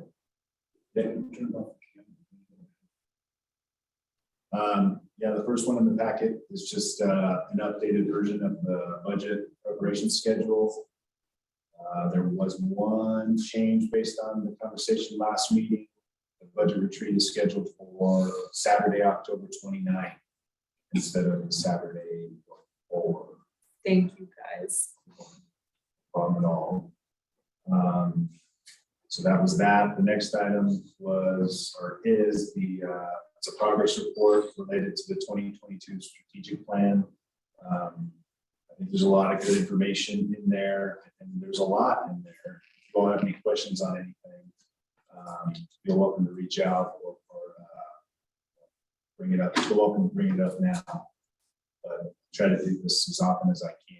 But this one, I would consider the biennial, or the halfway mark report.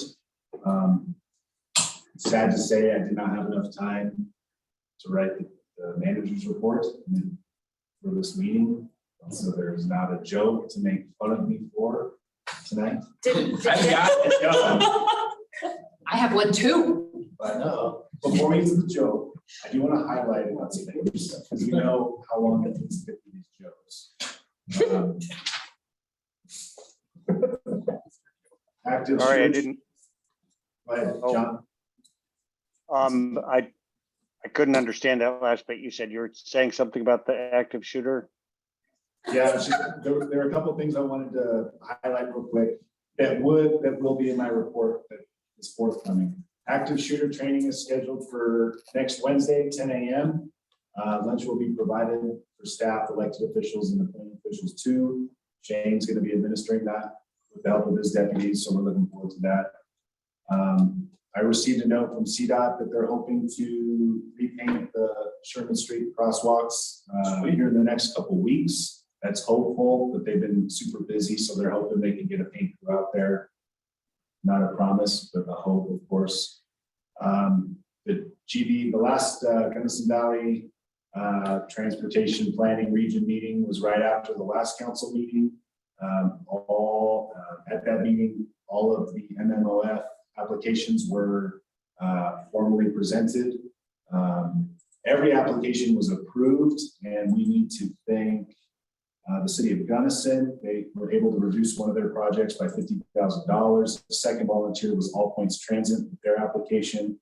They agreed to delay $70,000 of their project to a later date or a future funding cycle so that all the other applications could be approved. There was $6,237,036 worth of projects. And there was only $6,117,086 available with those concessions. Everyone was funded, including the city of Uray's application for the regional transportation service that you all heard last month. So big deal, I think. It was a really great presentation spearheaded by Silas with the city. We had county representation there. I was at that meeting and looking forward to next steps on that. I think it's a big deal. Shout out to Pam, shout out to Deb, shout out to Bobby Barnes, shout out to Stephen Schroeder. There's a lot of shout outs that need to go out. John Clark for a hugely successful concert series. That was a lot of fun. And I know some of y'all had a lot of fun. But especially Pam works really hard. And Deb too. Now that we have Deb, she worked really hard to make that a huge success. JT's always there, working hard. So Climbing up ladders and like. Oh, that was genius. There's so many people to thank, but thank you. That was awesome. National Night Out was a success. There's a really interesting photo of me and Shane in last week's paper. Did you see that? I did. Totally staged, but it was a lot of fun. So thanks, Shane, for putting that on. Oh, that was 100% staged. I don't even remember what we were laughing. Nothing. We were notified that our request for 2023-2024 VOCA grant funding in the amount of just shy of $54,000 for the Uray County Victim Services Program is approved. Shout out to Shane and of course Elaine for all her hard work and on that submittal, and then of course the grant administration throughout the course of the year, which is really tedious. And it was a really competitive year for grant money. I think there were a lot of, I think there was a larger need and then fewer dollars to go around. So big deal. And the fence of the wastewater or the water treatment plant is going up. As we speak, it's going up right now this week. That's it. What's your joke? I don't want to steal your thunder here. I don't have one right now. It's thunderless. Where did the Flintstones go to vacation? Pebble Beach. Abu Dhabi. All right, I have a better one. That's a long trip for a caveman. What's the difference between a poorly dressed man on a bicycle and a well-dressed man on a unicycle?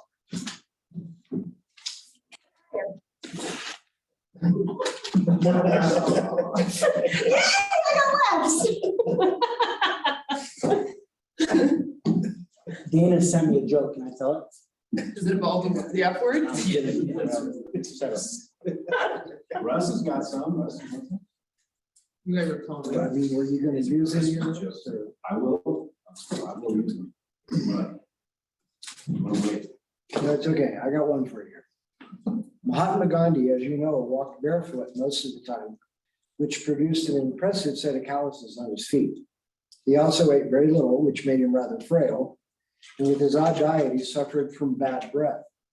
This made him a supercallous fragile mystic hexed by halitosis. Okay, guys. Oh, boy, on that note. Well, first off, I have to ask, anybody else have any committee reports or anything since the joke portion of the meeting has been so well attended? Nothing? Nothing. Are you happy with your committee? My committee? Our committee. Makes a fist. Looks like a good group. Let's get on with it. Yeah, we're cool. All right, well, are we done? I think we're done. I'm spent. Thanks for joining, John. Congrats on your daughter getting married. Thank you. Thank you. I will see you. I'll see you this weekend. Safe travels. Arts and crafts. All right. Good night. Good night, everybody. It's like.